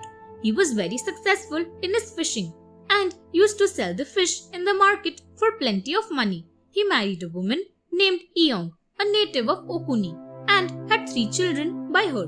He still continued his fishing. The eldest son was called Odi, the second Yambi, and the third Atuk. He gradually became wealthy and bought plenty of slaves. At last, he joined Egbo society and became one of the chiefs of the town. Even after he had become a chief, he and his sons still continued to fish. One day, when he was crossing the river in a small dugout canoe, a tornado came very suddenly, and the canoe capsized, drowning the chief. They therefore called him the Lucky Fisherman. The Striped Blanket, Philippines. Once, 3 Tingwin went to the mountains to hunt deer. They took their blankets with them, for they expected to be there for several days, as nights in the mountains are cold. At night, the men rolled up in their blankets and lay down under a tree to sleep. But while the one in the striped blanket was still awake, 2 spirits came near him and saw him. His blankets had red and yellow stripes, like the back of a little wild pig. "Oh," he heard one spirit say to the other, "here we have something to eat, for here is a little wild pig." Then the man quickly took the blanket of one of his sleeping companions and put his own in its place. Very soon the spirits came and ate the man under the striped blanket. Since that time, the Tingwin never sleep under that kind of a blanket, if they are where spirits can get them. Wayambe the turtle, Australia. Ula the lizard was out getting yams on the Murray Flat. She had 3 of her children with her. Wayambe took her and her children to his camp. His tribe asked him if her tribe had given her to him. He said, "No, I have stolen her." "Well," they said her, "a turtle tribe will soon be after her. You must protect yourself." In a short time, the Ula were seen coming across the plain, which faced the camp of the Wayambe. They were armed with fighting weapons. The chief said, "Now Wayambe, you had better go out onto the plain and do your own fighting. We shall not help you." Wayambe chose the 2 biggest borines that he had. One he slung on him, covering the front of his body, and one the back. He strode out to meet his enemies. Shower after shower of weapons they shot at him, and were getting at such close quarters that his only chance was to dive into the creek. He turned towards the creek and plunged in. Now a strange creature came out of the water which looked like him. The Old Dog, Ukraine. Once there was a man who had a dog. When the dog was young, he was made much of. But when he grew old, he was driven out of doors. "Look now," said the wolf, "I am sorry for your condition. I will make things better for you. The mistress I see has put her child down beneath that wagon. I'll seize it and make off with it. You run after me and take the child, so that my mistress may see it." So the wolf seized the child and ran away with it. And the dog ran after him and began to touzle him. His mistress saw it and made after them with a harrow, crying at the same time, "Husband, husband, the wolf has got the child. Gabriel, Gabriel, don't you see? The wolf has got the child." Then the man chased the wolf and got back the child. "Brave old dog," said he, "you are old and toothless, and yet you can give help in time of need, and will not let your master's child be stolen." And henceforth the woman and her husband gave the old dog a large lump of bread every day.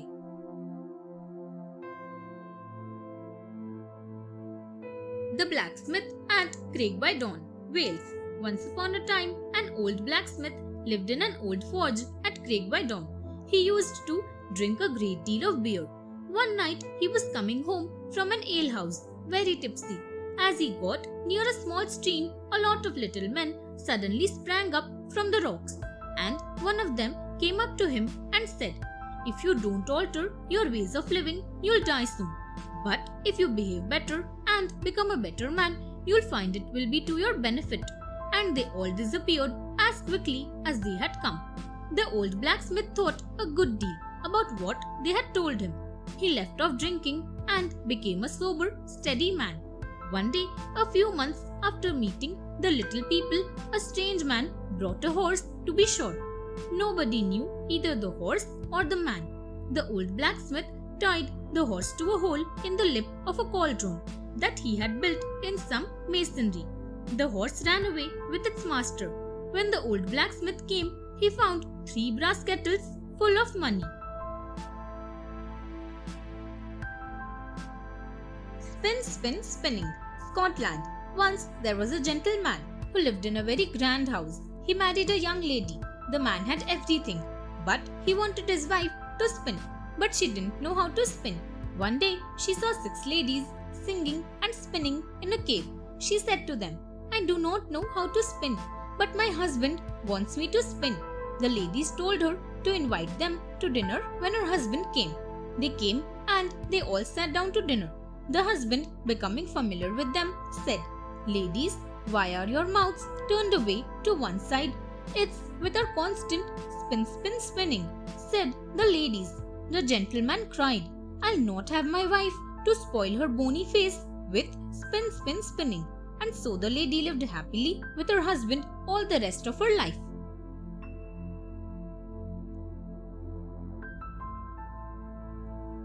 Lady Clare, Rome. Lady Clare was in her garden overlooking the sea. Approaching Lady Clare, a knight saluted her and asked her about her well-being. The lady said, "Please marry one of my 3 daughters. I will give you gold and ivory." The knight said, "They are of no use to me, as I am a warrior. Do not call for thy vassals, for they are mine as well," said the knight. "And do not be angry with me, for I have already kissed you." "Then you are surely my brave lord," said Lady Clare. "But how will you prove yourself?" "By the golden ring with 7 gems, which I divided with you when I left," answered the knight. "Here is my half. Where is yours?" "My daughter's," cried Lady Clare.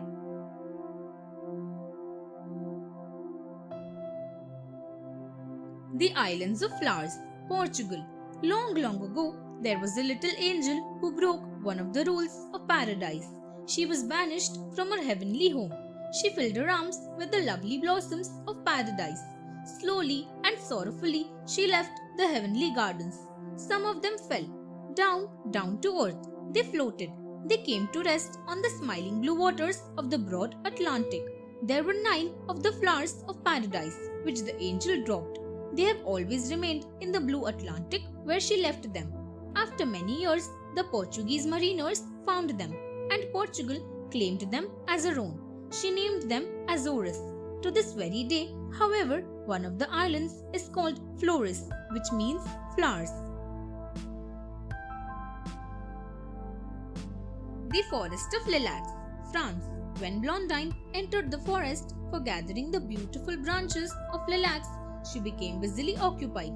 For about an hour, she began to suffer from the heat and to feel great fatigue. She found the branches of lilacs heavy to carry and thought it was time to return to the palace. She looked around and saw herself surrounded with lilacs. She called Gourmandinette, but no one replied. Blondine walked on rapidly for some time, but she could not find the boundaries of the forest. Many times she called anxiously upon Gourmandinette, but he did not respond, and at last she became terribly frightened. "What will my poor papa think when I do not return? All this is my fault, because I left my carriage to gather lilacs. Unfortunate girl that I am! I shall die of hunger and thirst in this forest if wolves do not eat me up this night." Weeping bitterly, Blondine fell on the ground at the foot of a large tree. She wept for a long time, At last, her great fatigue mastered her grief. She placed her little head upon her bundle of lilacs and slept peacefully.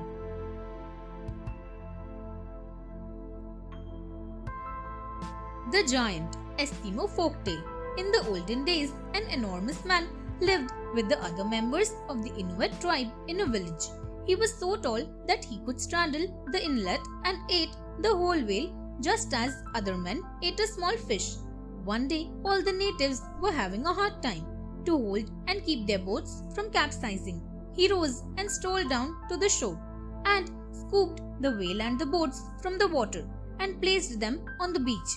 "You had better be careful," said the people, "for a couple of huge bears have been seen near the village." "Oh, I don't care for them. If they come too near me, throw some stones at me to wake me up," he said with a yawn. The bears came, and the people threw the stones and grabbed their spears. The giant woke up. "Where are they? I see no bears," he asked. There, don't you see them?" cried the Inuit. "What?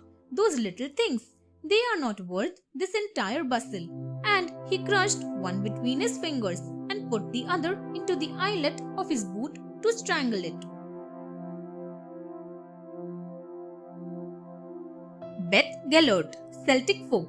Prince Llewellyn had a favorite dog, Greyhound, named Gellert, that had been given to him by his father-in-law, King John. He was as gentle as a lamb at home, but a lion in the chase. One day, Llewellyn went to the chase and blew his horn in front of his castle to call Gellert, but he did not come. He was angry and left for the forest with other dogs. When he returned, he saw Gellert greeting him with blood in his mouth. He became suspicious that Gellert used to play with his little son, Prince Llewellyn. He went inside looking for his son. He could not find him. Out of rage, he killed Gellert. But later, he found his son and a wolf killed by his dog Gellert. In vain was all Llewellyn's grief. He could not bring his faithful dog to life again. So he buried him outside the castle walls within sight of the great mountain of Snowdon, where every passerby might see his grave. He raised over it a great cairn of stones, and to this day the place is called Beth Gellert, or the grave of Gellert. Peter of the Pigs, Portugal. Long ago, there lived a man who employed a boy named Peter to take care of his pigs. One day, a man came up to Peter and said, "Sell me these 7 pigs." Peter sold 6 pigs and buried the ears and tails of pigs in sand and called his master. His master ran. There he saw one of the pigs halfway out of the sand. He and Peter together soon pulled it out completely. To his horror, he saw 6 tails coming out. "Run to the house and ask my wife to give you 2 shovels," cried the owner of the pigs. "With the shovels, we can dig out the rest of the pigs." The boy ran to the house. He knew that his master kept his money in 2 big bags. So he asked for the 2 bags. His wife gave him both the bags after confirming it with her husband. Thus Peter received his master's 2 bags of money. But a robber took all his money. When at last Peter's master found him, he was dead. He said, "Oh, Peter of the Pigs, you were sharp, but you found someone who was sharper."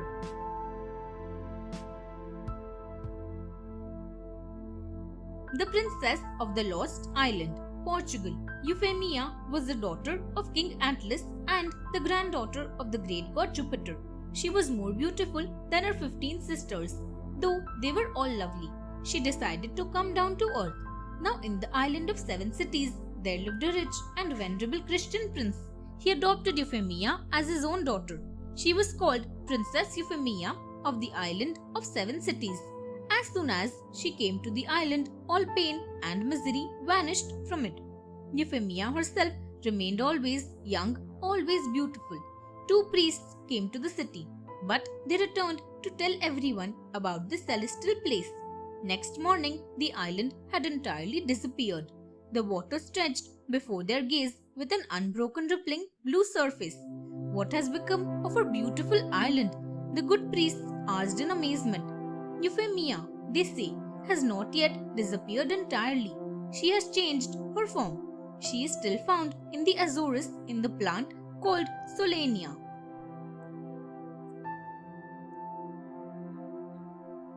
The Fox and the Hedgehog. Greece. Once in autumn, a hedgehog and a fox ran into each other. The fox said to the hedgehog, "Come with me to the vineyard to steal some grapes." The hedgehog answered, "No, I'm afraid of the traps they have set out there." The fox said, "Have no fear, you'll come to no harm, because I have 3 bags full of tricks." So they went there together and ate until they were full. But just as they were leaving, the fox caught herself in an iron trap. She called out, "Help me, hedgehog, I am caught in a trap." He said, "Empty the tricks out of your bag so I can free you." The fox said, "I jumped over a ditch and all my tricks fell out. Don't you know even one?" The hedgehog replied, "I know 2 of them. The one is that when the farmer comes, just play dead. The other is that while you are playing dead, you should let a mighty fart." The fox did what the hedgehog had advised. When the farmer came by, he thought that the fox was already stinky rotten and he threw him out of the vineyard. Thus, the fox escaped.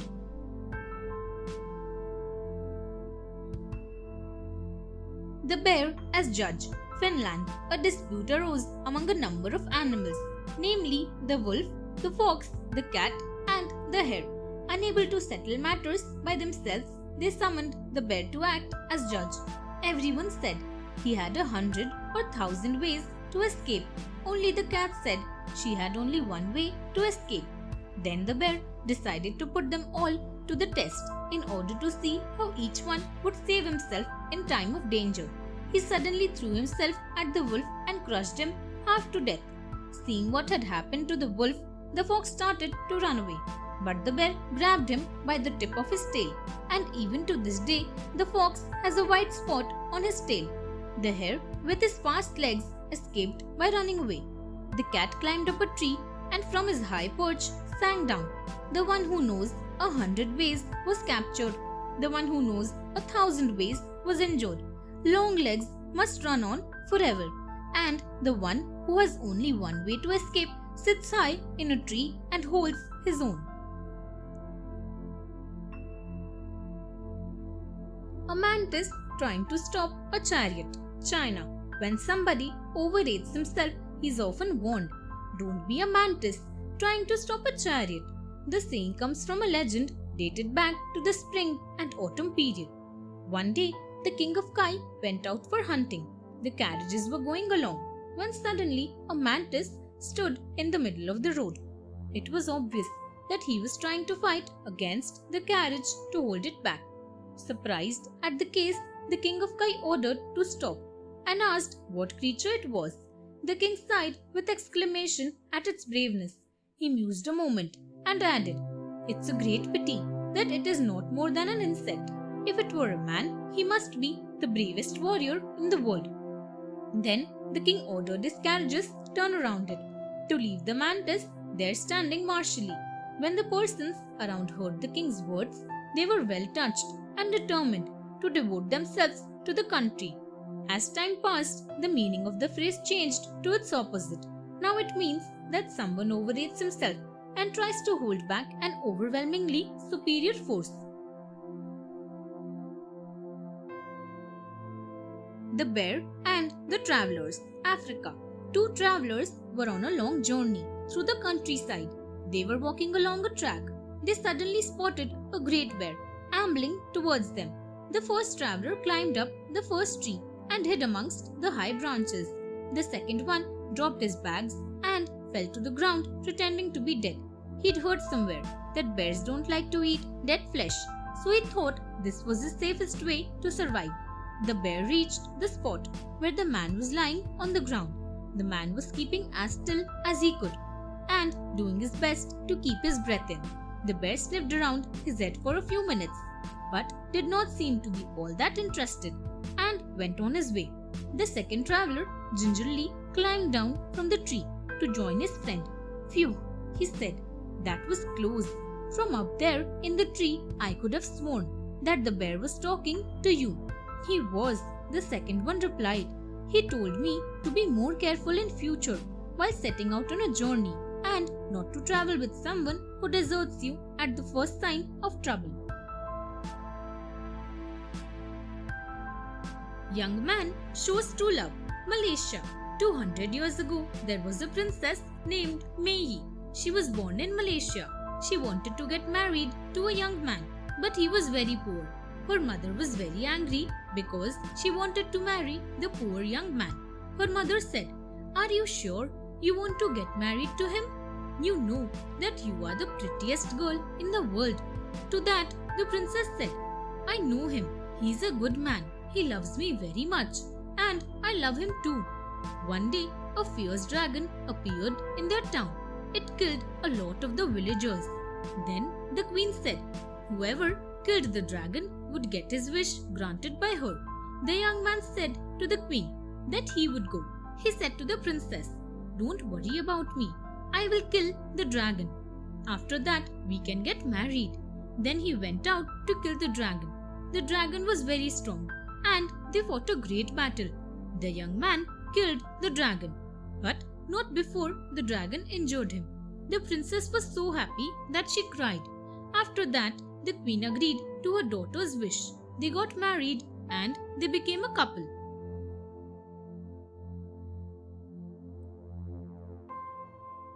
Brothers, Korea. A long time ago, there lived two brothers in a village. They both were very poor. The elder brother had a little more than the other one. He had a larger family to support than the younger brother. One autumn, they harvested their grain, but the elder one was worried about his younger brother. So at night, he took some grain and secretly put it in the place where his brother stored his grain. Next day, even though he had done this, yet his own grain supply was not reduced. The next night, he did the same thing, and again the next day. Still, his grain supply was not diminished. It stayed the same. He thought it was strange, so he hid in the field to see what happened.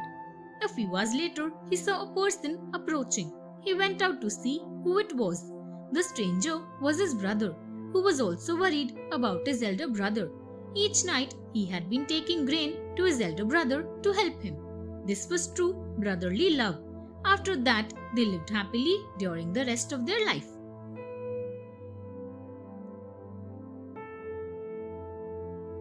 A passive and tailless daisy, Africa. Long ago, the lion was the only animal with a tail. One day, he decided that each animal should have a tail like him. So, he got tails made for all the animals in his kingdom. When he found all the tasks done, all his subjects were summoned to escape to their respective tails. The animals were exhilarated to have something very elegant, what only a king was possessed with. They made their all possible preparation to reach over there except Daisy, who was notoriously famous for his inert and passive temperaments. He did not attend the gathering. He told the monkey to bring his tail, but the monkey, who had been given a long tail, was infatuated with the small furry tail of Daisy. So he did not return the tail. He attached it with his long tail. Dejected and despondent, Daisy could do nothing except regretting. But he was too lazy to pursue the monkey in order to get his tail back. That is why he remains tailless to this day.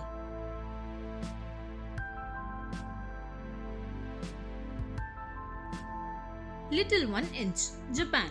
Once, a couple of Japan, after spending many years without any child, started musing that why God brought this catastrophe to them.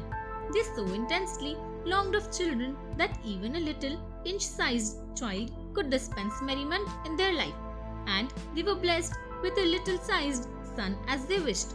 He was named Isun Boshi, Little 1 inch. When he turned 15, he set for the capital city in search of his fortune with a very heavy heart. At the workplace, he successfully influenced his masters, but left immense impact on his master's daughter. Once, they both had a visit to a temple, where they were stopped by two gigantic giants. One of them swallowed Isun to trouble the girl. Isun had a needle in his waistcoat, which he used to stab in the giant's stomach to come out of it. The giant, feeling of excruciating pain in his stomach, led him to vomit Isun out of the stomach. And as the other giant looked down to see Isun, he broke his eyes with his needle. This way, he set him and the girl free of them. In their haste, they left behind a mallet which Isun Boshi and the girl she had come back to help him. recognized as a magical object. This enigmatic power transformed him into a normal sized man, and thus they agreed to get married to start a beautiful life ahead.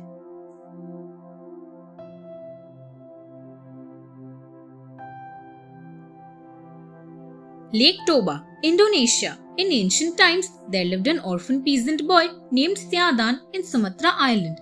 Siadan had to do farming and fishing. One day, he was fishing a very beautiful fish. The color was golden yellow. So holding, the fish turned into a beautiful princess.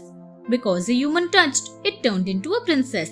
Fascinated by her beauty, Siadan asked the princess to become his wife. She agreed on the condition that the young man would not tell their origins to anyone. Siadan then agreed to all terms. After a year, the couple was blessed with a son. The son had a bad habit. That is, he never satiated. He ate all the food there. One day, the child was eating Siadan all the food from his parents' plate as well. The young man was very annoyed. He said, "The basis of the offspring of fish." That statement by itself unlocked the secrets of what he had promised to keep. Their promise had been breached. His wife and son disappeared mysteriously, and from the ground of their former footing, many water springs came out. Water flowing from the springs started increasing till it became a vast lake. The lake is now called Lake Toba. The Laird of Balmechi's Wife, Scotland. In the olden times, when it was the fashion for gentlemen to wear swords, the Laird of Balmechi went one day to Dundee, leaving his wife at home ill in bed. He encountered fairies, which carried his wife in bed clothes. They disappeared on seeing him. He placed her on the horse before him and arrived safely at home. He placed her under the care of an attentive friend. He went to his wife's bed, lifted the impostor from the bed, and threw her on the fire, from which she bounced like a skyrocket. His wife said that after sunset, the nurse left her for preparing a little candle. Elves came in at the window, thronging like bees from a hive. They filled the room and, having lifted her from the bed, carried her through the window, after which she recollected nothing further till she saw her husband standing over her on the Carhills at the back of Carlungi. The hole in the roof by which the female fairy made her escape was mended, but it could never be kept in repair, as a tempest of wind happened always once a year, which uncovered that particular spot without injuring any other part of the roof. Thanks for watching. Do like, share, subscribe to Sahil Book House.